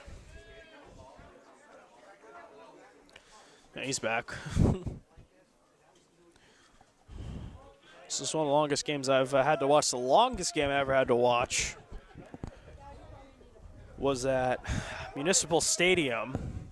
Well, the stadium that used to be Municipal Stadium in San Jose. It was a 14-inning affair between the Stockton Ports and the San Jose Giants, and it just kept going and going as that pitch is a fastball that's fouled straight back to the screen. I think the total time it took was upwards of about 4 hours, and it was pretty bad. It was a pretty long game. I was really tired, and I got home. I think I slept in the car on the way back. Wasn't even that good because the Ports ended up scoring like 5 runs in the last inning to win. Campbell kicks and fires, and he misses upstairs. So he's behind 3-1, and Kelly knows he's getting something to drive. Campbell does not want to start out with a walk the way he's been missing early, and you're wondering if the the kind of long wait might have dulled his arm a little bit. 3-1 pitch, and that is crunched, but hanging up in the wind, so it's going to go down as an L7. Kelly unlucky. Campbell managed to get the first for Now coming up will be Third baseman number 13, Chris Rodriguez. Rodriguez grounded out to short, moved Kelly over in the first. Nothing came of that. Popped out to the second baseman, and then grounded out to the shortstop again. He's 0 for 3. Absolutely no offense has been happening in this game. Campbell gets the big fastball over for a strike. Closest we came to scoring, bases loaded, bottom of the first for the Lancers, and a double play. As a curveball is, I guess, hanging slightly upstairs. Called the ball. As I was saying, the bottom of the first, and a double play hit by Leahy extinguished that hope. And even last inning, they had runners on second and first with 2 outs and a big strikeout. As that's fouled up and to our right. So Campbell ahead of Rodriguez, 1-2.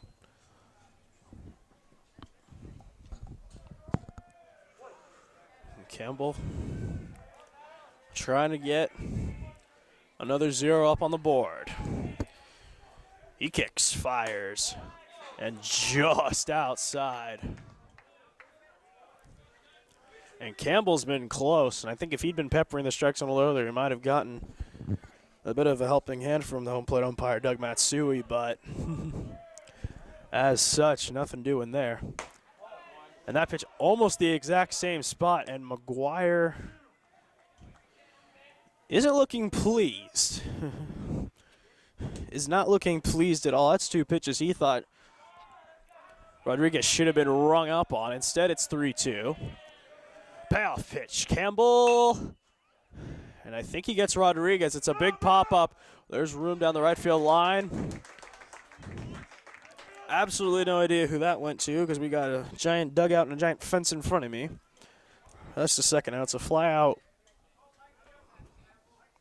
I want to say right field, but I'm not certain. I'm going to put down right field for now. At the plate, right fielder, number 28, Lucas Herrera. So now Herrera grounded out to the pitcher to snuff out the Cathedral attempt in the first. Grounded out to second in the third. And then walked his last time. So 0 for 2 with a walk facing Campbell. And the big righty kicks and deals. And that's grounded right to third. Easy. Plenty of time. Throws on to first. 5-3 going to the bottom of the 8th. Still nothing going on for either team. It's still 0-0.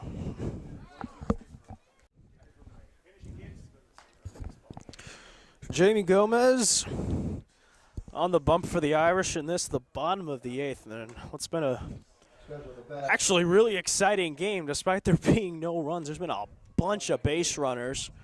And Jamie Gomez, the 6', 175 sophomore, the linchpin of this Irish pitching staff, 1.29 ERA, 11 appearances, 16.1 innings, 4 runs, 3 earned, 16 strikeouts, 10 walks.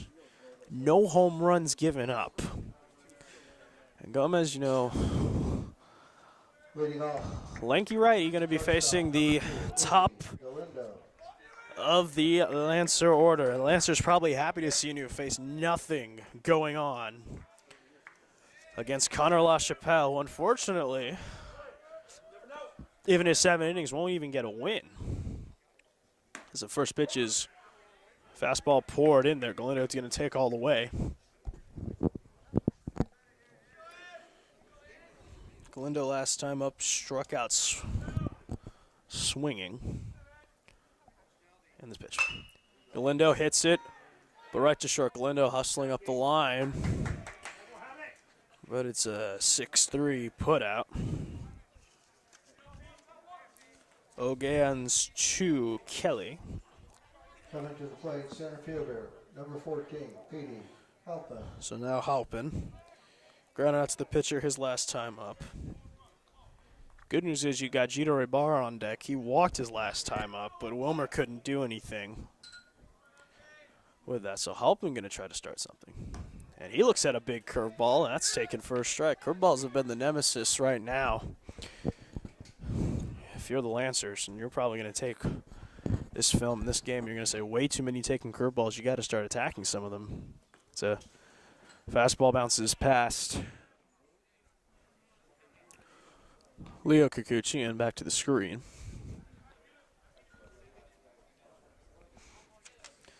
Jamie Gomez and Adrian Gonzalez, and no, not that Adrian Gonzalez of the Dodgers fame, a different Adrian Gonzalez. They've actually been pretty solid for the bullpen. As Halpin, and he just missed that. That's hanging up. And that's an F9 for Halpin.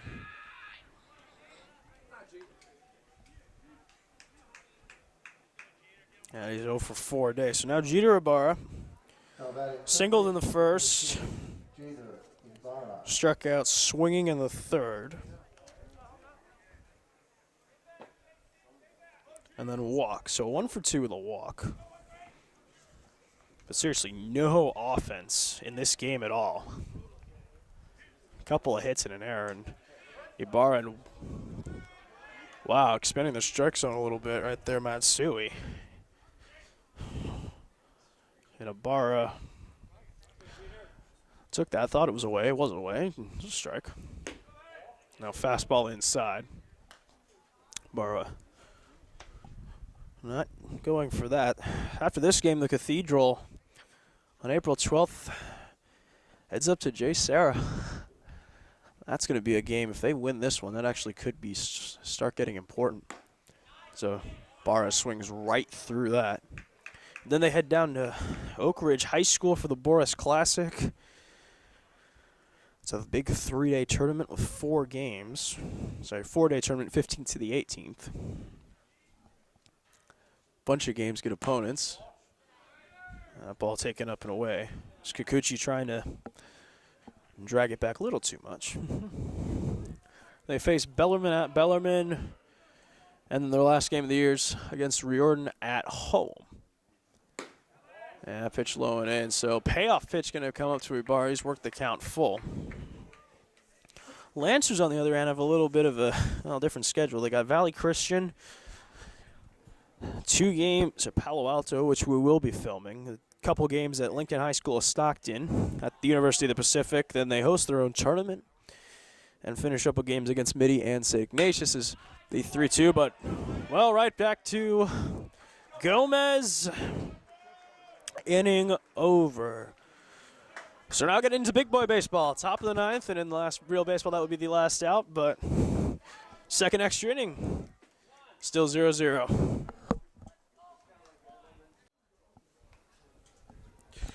So Campbell to face Osorio Agard, Roberts, and Parks. And this is the top of the 9th inning. Still 0-0. It's been a very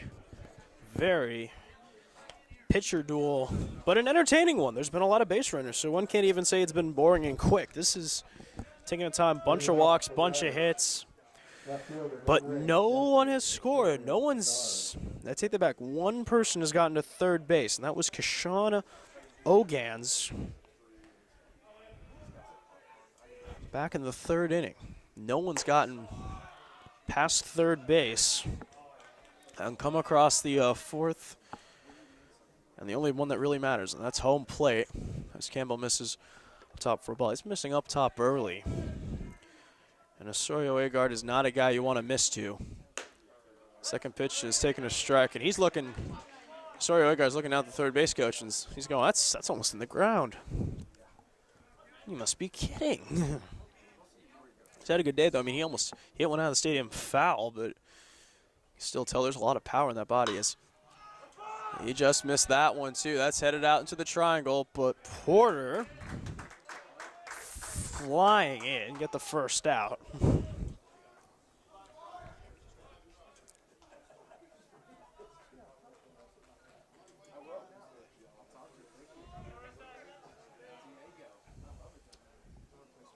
So 0 for 4 with a reach on error. Is Osorio Agard. Number 14, Robert. So now Robert.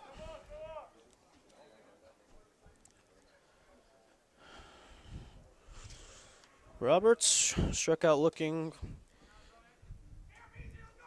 in the second. Grounded out to the pitcher in the fourth. Was hit by a pitch in the sixth. That actually gave the Cathedral a good shot, and they couldn't cash in. So 0 for 3 so far. Wow, Matsui giving that low and away zone right now. And Campbell's hitting it. LeVar Roberts facing Campbell, and he buckles on a curveball. That was beauty on the inner half for 1-2. In the bottom of the ninth, which in normal baseball would be the last inning, got Wilmer, Leahy, and Tajiro there. You can definitely expect a pinch hitter for one of those two, most likely.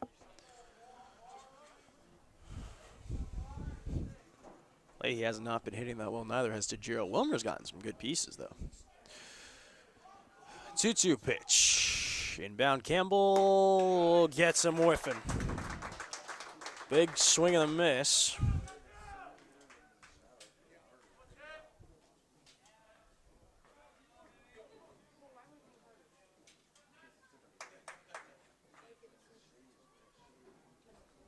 Fifth strikeout there for the Lancer pitching crew. At the plate, second baseman number 10, Mateo Parks. So now Parks. Walked in the second. Lined out to right in the fourth. Grounded out to third in the sixth. As he takes a strike.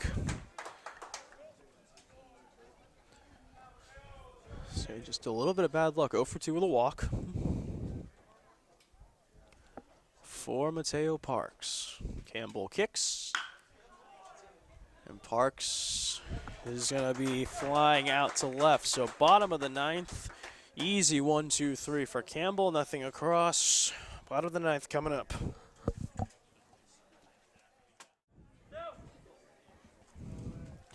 Wilmer, Leahy, Tajiro. Your scheduled 3 in this, the bottom of the ninth. A very crucial game for both teams in the WCAL. St. Francis needs to win to move up. The Cathedral needs to win to improve their position. Actually, at this point, both teams are fighting for his position. The number 1 overall seed has been determined pretty much unless the Cathedral absolutely implodes.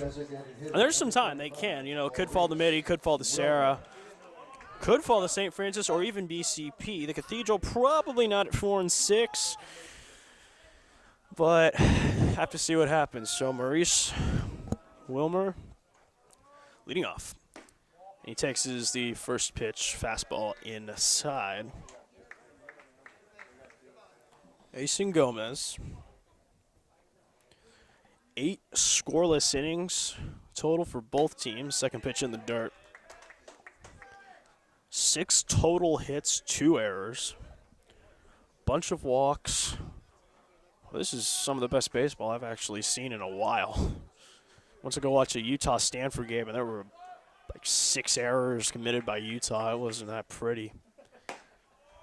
As Wilmer takes that, he's shaking his head at himself. He's not happy.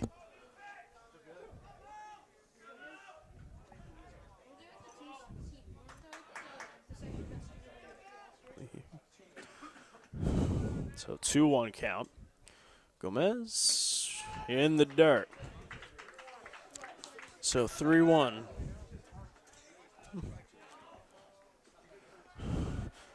And Wilmer's got power. He's not afraid to use it. Also a football and basketball player. And Gomez has to come into him, or the winning run's on first. And Wilmer swings right through that for strike 2. It's a high fastball. As a power hitter, Wilmer really likes that pitch. It's the one up in the eyes you love. You can see it coming out. And you just want to rip it. He wants to hit it off the scoreboard. It's just after 6:10. Game's been going on for 2 hours, and Wilmer takes the walk. So up comes Leahy. Leahy so far grounded into the double play in the bottom first that snuffed out that chance. Left fielder number 3, Michael Leahy. Grounded out to the catcher 2-3. And line of single has last him up bottom of the 7th, so they'd like another one right now.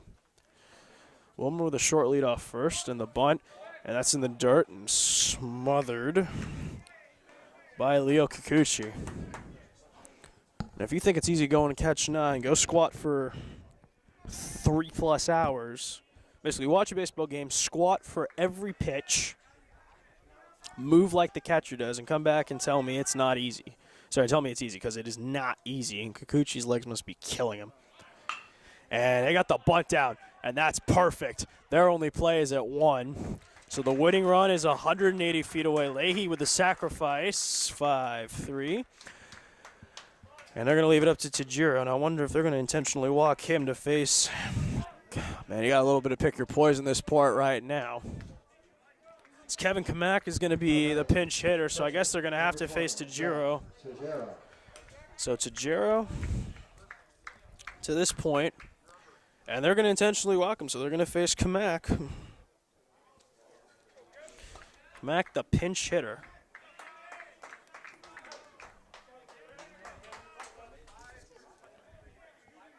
So I was about to say how Pagan was doing, but he's probably out of the game at this point. Kevin Kamak. So Kamak, the lefty, after the intentional walk to Tajiro. So you have 2 on, and Kevin Kamak, the senior infielder. First pitch is up and away, taken for a ball. Kamak on the season, 208, 5 for 24, but he does have a double and 5 RBIs, so that's probably what they're going to bring him in for. It's the RBIs that really matter. Kamak towards the edge of the batter's box, slightly open stance. Wilmer dancing off second hand the pitch. And Kamak's going to take that up and away, but a called strike. Okay, Kamak can be a little picky. They only do have 1 out. Kamak is planted pretty much on the back line. He's got maybe about a ½ inch from the back line of the batter's box as the pitch is waved on. Mac trying to launch one out of Bradford Stadium, and he missed. So it's 1-2. And Cole Dunn's going to be coming in after him. Dunn actually went in the last inning as a defensive replacement for Leon. Yet to bat. So it's Kamak behind in the count, 1-2. And deals. Swing and a miss, another strikeout for the Cathedral pitching staff. So now it's all up to Cole Dunn. Coming into the game, Dunn, oh man, 194 with 6 hits and 31 at-bats, 1 double, 4 RBIs. I mean, when you're looking at this, though, and you got Halpin and Ibarra basically being your top 2, and they haven't been able to drive anyone across, you're going to anybody. I mean, at this point, you might see Sebastian Pelayo come off the bench. I mean, we didn't see him at all today. I actually ended up getting a chance to play with him. At this point, you're going to try to bring in anybody you think you can win. So Dunn, he takes low and away, ball 1. And Coach Morgan reminding his infielders, hey, you're winning runs on second. You cannot let anything happen to Wilmer.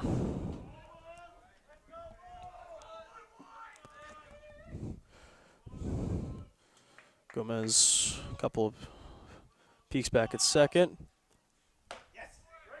And Hunt takes the inside fastball for a strike. Wilmer's really getting off the base.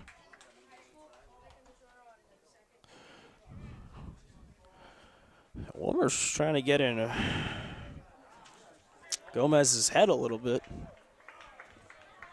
And trying to balk move him up, and then, Wild pitch is going to have to kick, but that could be the winning run right there. So Gomez got some stuff to deal with. Winds the pitch. And Dunn takes that.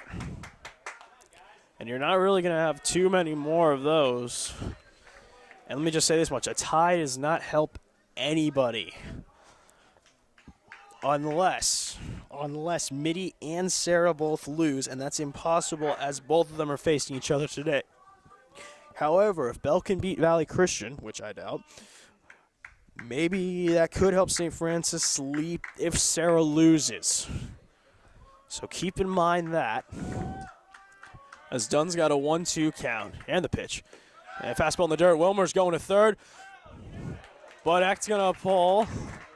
Wilmer at third chose a very opportunistic pitch to go on. So now it's 2-2. And now Morgan's basically just saying, hey, let Chijiro go. Get done. And the pitching coach is going to be heading out again for the Cathedral. And I think at this point you're just telling Gomez, hey, calm down. You've been in this situation before. Throw your pitch. Dunn's going to have to do his job at this point. And you have to wonder at this point is someone's got to be getting warm soon for the Cathedral. Gomez looking not the sharpest, but still managing to get 2 outs. So 2-2 to Cole Dunn. So if you look at the batting average, and if you're only looking at batting average, you are so in the 50s and 60s. He's not hitting well, but he's trying to get the job done right now. All he needs is a little bit of contact. And Dunn pops that straight up. Gomez gonna get that. And we're going to the top of the 10th inning. Man, what a game this is turning into here at Bradford Stadium. Score after 9 full, still 0-0.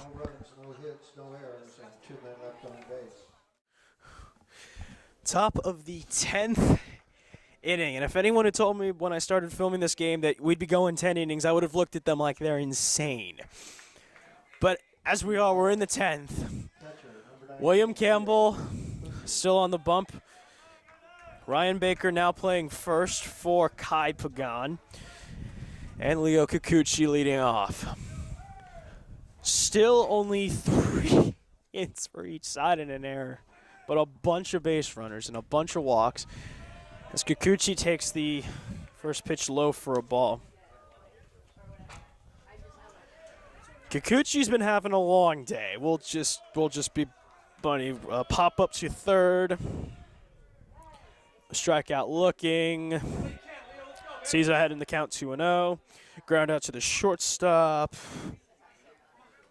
Yeah, he's had a bit of a long day. Plus catching now 10 innings. So give that man a couple shots of aspirin and a nice ice bath when he gets home. He really deserves it. 2-0 pitching. That's up top. Campbell is starting to get us some trouble. And Coach McGuire has got to start looking. Possibly getting in another relief pitcher. At this point, I have no clue. Maybe you're going to Mason Conroy. Maybe you're going. Maybe that's why they brought Baker out as the pitching. That's a strike on the inside corner. And a whole bunch of emotions in this game. And this game really does matter. Conference is where it matters in high school. Campbell's 3-2. That's poured over for strike 2. So from 3-0 now to 3-2. And the pitchers have been doing an absolutely amazing job. So here we go. Campbell, as Kikuchi calls time. No one warming up in the St. Francis pen. I don't have a camera down, but probably no one warming in the Cathedral pen. Campbell it's taking a long time to get ready. Kikuchi again asked for timing granted by Doug Matsui, home plate umpire. Campbell kicks 3-2. And ball 4 just low and away. So Kikuchi, the possible go-ahead run. As Gregorio is going to be coming to plate. Campbell being met by Ibarra and Tajito as now the pitching coach, and that's exactly what was going to happen. Ryan Baker maybe coming in to pitch. Not 100% certain right now. It could just be a big conference meeting, get the double play ball. That's the go-ahead run right there at first base. And you really cannot be too careful in this game, 0-0 after 9 full innings. 1 full MLB game, at least in innings length. And no one's going to warm up, so I can't even say that the Lancers are stalling to get a pitcher warm. No one's going down to warm up. At least as of yet, Matsui's finally had enough. And dismisses the infield and the pitching coach of the Lancers. So it's up to Gregorio. Gregorio, bunt out to the catcher. I wrote it as a P2. So no idea how to call it. Pinch hit for in the top of the 7th and flew out. And this time he gets the bunt out, but writes his pitcher. Throw on to second. He got the foot off. And they're going to count. He kept the foot off. And Campbell gesturing vehemently. So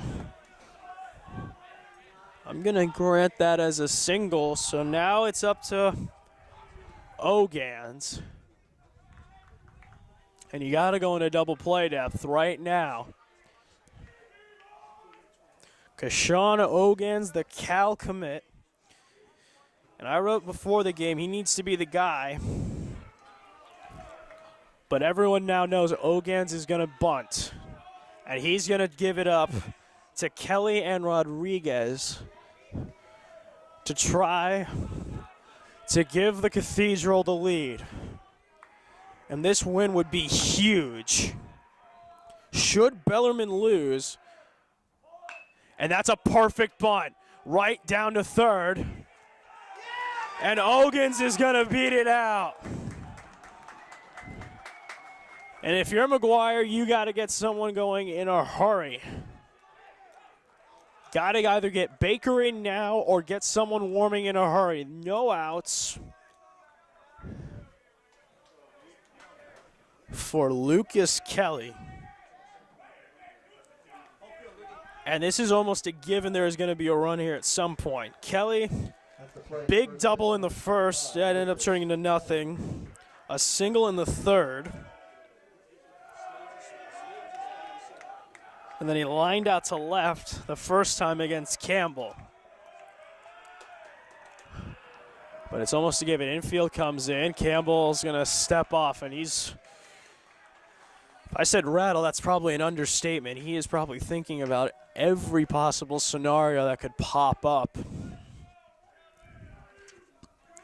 And I want to bet almost for certain the Cathedral has someone warming and ready.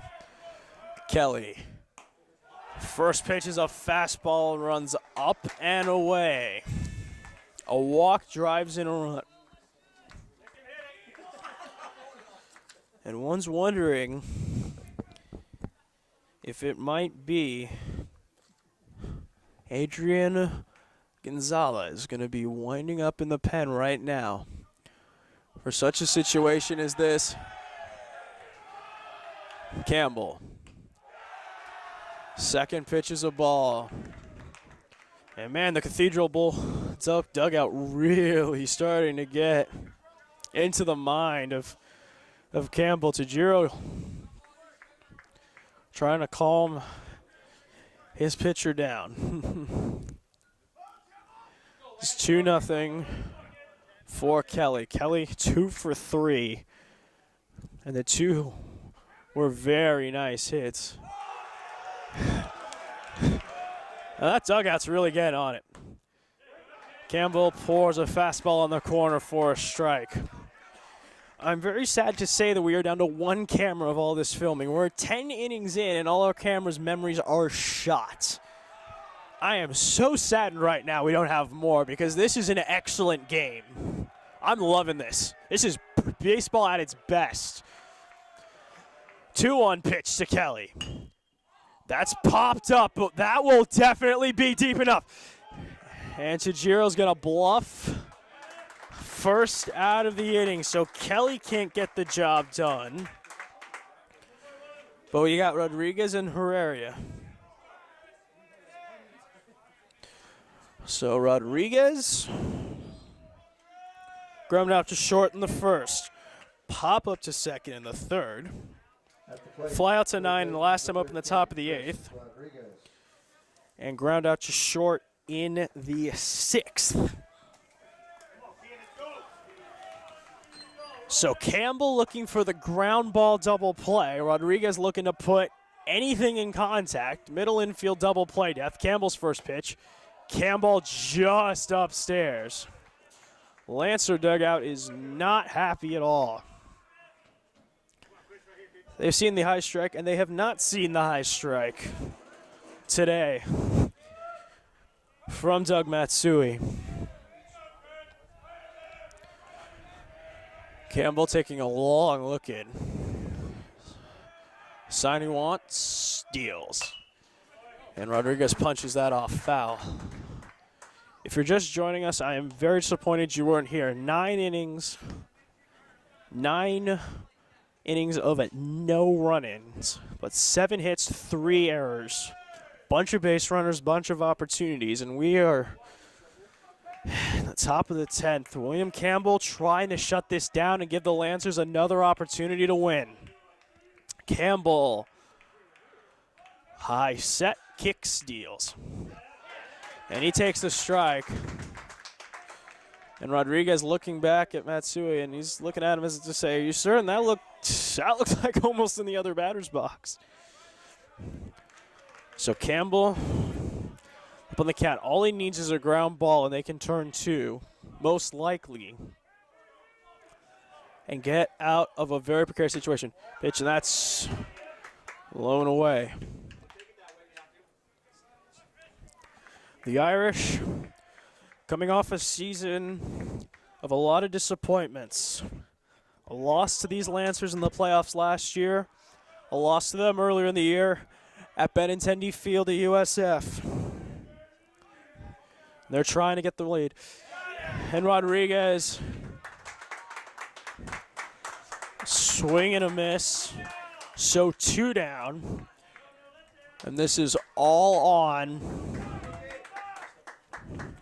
So I'm trying to find it. My notes are scrambled everywhere. Lucas Herrera. Herrera, as I said earlier, he's grounded out to the pitcher to end one of the better opportunities for these Cathedral Irish in the first. Grounded out to second. And he's grounded out to third as well as he takes a strike. And Campbell's finding his groove after 2 singles and a walk. A fly out to 9 that wasn't deep enough to score anyone. A big swinging strikeout of Rodriguez. And now he's facing Lucas Herrera. Campbell chops a ground ball to third. This could get the run. It's safe. He's safe. He's safe at first. Here comes the second run across, and the Cathedral's got it. Finally, on an error from the third baseman, the Cathedral scores the first 2 runs of the game. Jeter Ibarra fielded the ground ball. All he had to do was make the throw onto Baker at first. And the inning would be there. And McGuire's going to come out to argue, or maybe just to check on Baker. I think he's just checking on Baker, but 2 runs off of a throwing error from Jeter Ibarra. And still an opportunity for some more. As Ibarra came into the game Now that is left fielder, number 8, Jeffrey. as an 889 fielder out of 45 total chances, and that error has possibly just very much damaged the Lancers' chances of winning this ball game. So Campbell now facing Osorio Aisgard, and the pitch, and just low. And if you're Tajiro, you got to be asking where that pitch is. But if they get that 3rd run in, it's almost a given that Gonzalez is going to be coming in to shut the door. And that ball is lined but on a line. So heading to the bottom of the 10th, 2 runs for the Lancers. That's all they're going to need. But they're sending up Porter, Galindo, and Halpin in this one of the best games we have filmed in a long time. 10th inning, Jamie Gonzalez is going to be trying to finish off one of the most miraculous wins of the year. This could be a destiny win, and I don't like saying that word, honestly, but we got a pinch hitter right now for Max Porter. Timius Del Rosario Concordia. Number 1, I give extra props for the extra long name, and also if you take those last 3 names, it spells DRC, Democratic Republic of the Congo. Sing Tibet, I'm kind of running out of info. Honestly, it's been that wacky a game. I've run through all my stuff. Batting 182, 2-4-11. He is a junior. He is an outfielder. So Del Rosario Concordia facing Gomez. And the pitch. That's in the dirt. So quickly behind 2-0. 3 outs stand between the Cathedral and possibly the most important win of the WCAL season for them. That pitch is up and in, so 3-0. Gomez does not walk. I mean, that's the first run. It would be the one after him. In this case, Izzy Galindo, who really matters. But you don't want to start the first one as a strike over. An automatic take at 3-0. 2 runs, 4 hits, and an error for the Cathedral Irish. No runs, 3 hits, 3 errors, possibly the biggest coming in the last inning from Jeter Ibarra that gave the Cathedral 2 runs. And now Concordia from 3-0 to 3-2. Gomez, and he gets a little squibber. Gomez fields, fires, safe off the bag, but backed up nicely by Mateo Parks. Infield single for the DRC, and now up to the top of your order in Galindo. So Galindo, single in the first. Strikeout looking in the 3rd. Number 2, Izzy. Strikeout swinging in the 6th. Ground out to short in the 8th. So 1 for 4. And Galindo just trying to extend the game for the Lancers.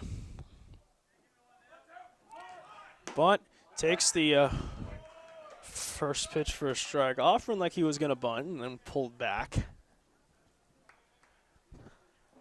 And you know that Coach McGuire of the Lancers is going to have something on. He's trying to get these runs in as quickly as he can. As I've just looked behind me, and the bus for the Cathedral is pulled up, and I don't think they want to leave time soon. Galindo. Strike 2, and that's a low strike. Galindo not happy. The Lancer bench not happy. There's still a strike nonetheless, an 0-2 with no outs. Jamie Gomez trying to finish off possibly the craziest game in the season for the Cathedral. 0-2 pitch. Galindo swinging, missing, almost falling down for the first out. So now it's going to be the UCLA commit in P.D. Halpin. Halpin going to take his time coming up. Center fielder, number 14, P.D. Halpin. Halpin's been their biggest RBI source this year with 14. He came in with a .312 average with 1 double, 2 home runs, and 2 triples. A triple right now would be huge. First pitch is another curveball for a strike. That's all the Lancers have been seeing all night. LaChapelle and Gomez have been pounding the curveball early and often, and the Lancers have proven they cannot touch it. And they're going to keep going back to it like the Dwarven Warhammers as the fastball is taken away. You see sometimes in D&D. Those Warhammers are nasty. You just keep pounding and pounding and pounding, and the damage keeps going up through the roof. And eventually you're kind of going, is the dragon dead yet? No, one more hit. Just one more hit. Halpin. Getting it Gomez. Gomez kick steals. Fastball is taken up and away. The more this game goes on and on, the more this is going to be the game remembered by both sides. For the Lancers, it's a game they needed to win. This was a game that they really needed to move up. For the Cathedral, it's 3-1, and Gomez is starting to lose it slightly. For the Cathedral, it's the game they need to move up, possibly to 4th place overall, ahead of the Fighting Bells of Bellarmine College Prep of San Jose. But anyway, Halpin ahead in the count 3-1. Gomez trying to get a ground ball that would end this. Gomez deals. Halpin fouls that straight up into the netting for strike 2. Jamie Gomez, one of the best, if not the best, pitcher right now in the Cathedral Irish bullpen. 16.1 innings coming into the day. Only 7 hits allowed. He's only allowed 1 since then.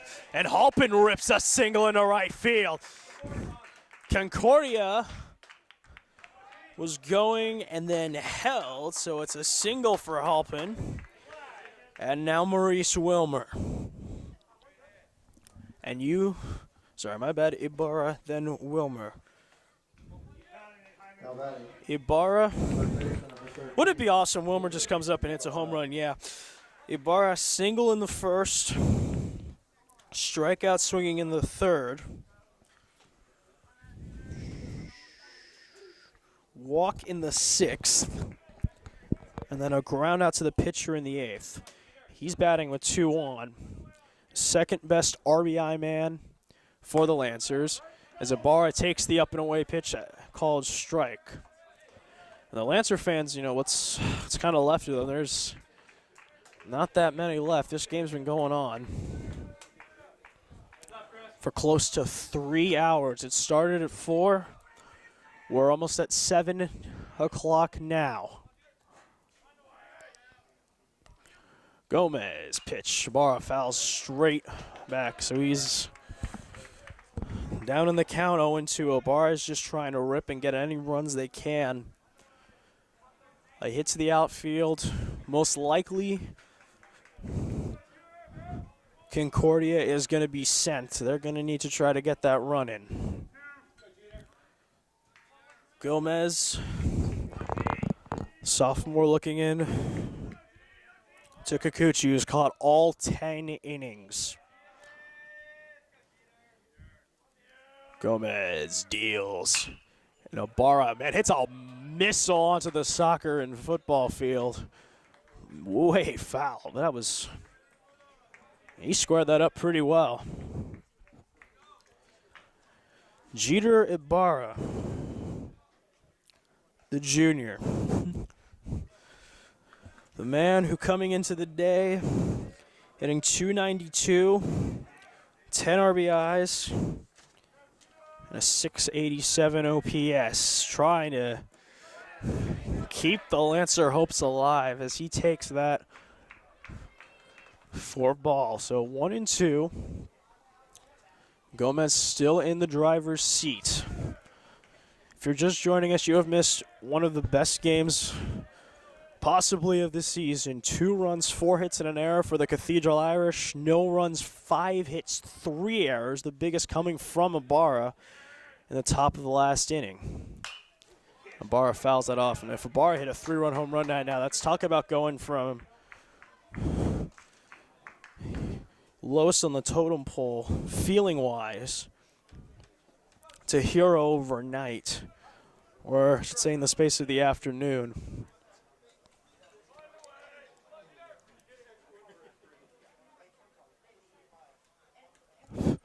So, pitching coach going to be going out to talk to Ibarra. Ibarra's been teeing up that fastball. And he's got to feel some pressure. As a junior, you got one more year after this. And schools are starting to look at juniors now. Maybe not the junior colleges like San Mateo and Chabot and Ohlone and Mission and Valley and a bunch of others, but Ibarra's got to feel some weight on his shoulders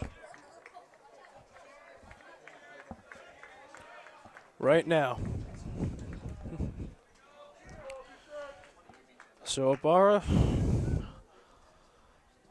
after the short mound visit from the Cathedral pitching coach, Ibarra digs in. Gomez, the stirrups on, high leg kick and deals. Ball taken low from Ibarra, and the Cathedral really wanting that. And 2-2 is more dangerous than 1-2 right now for Ibarra. Third baseman, tying run at second. He is the possible winning run. And the pitch.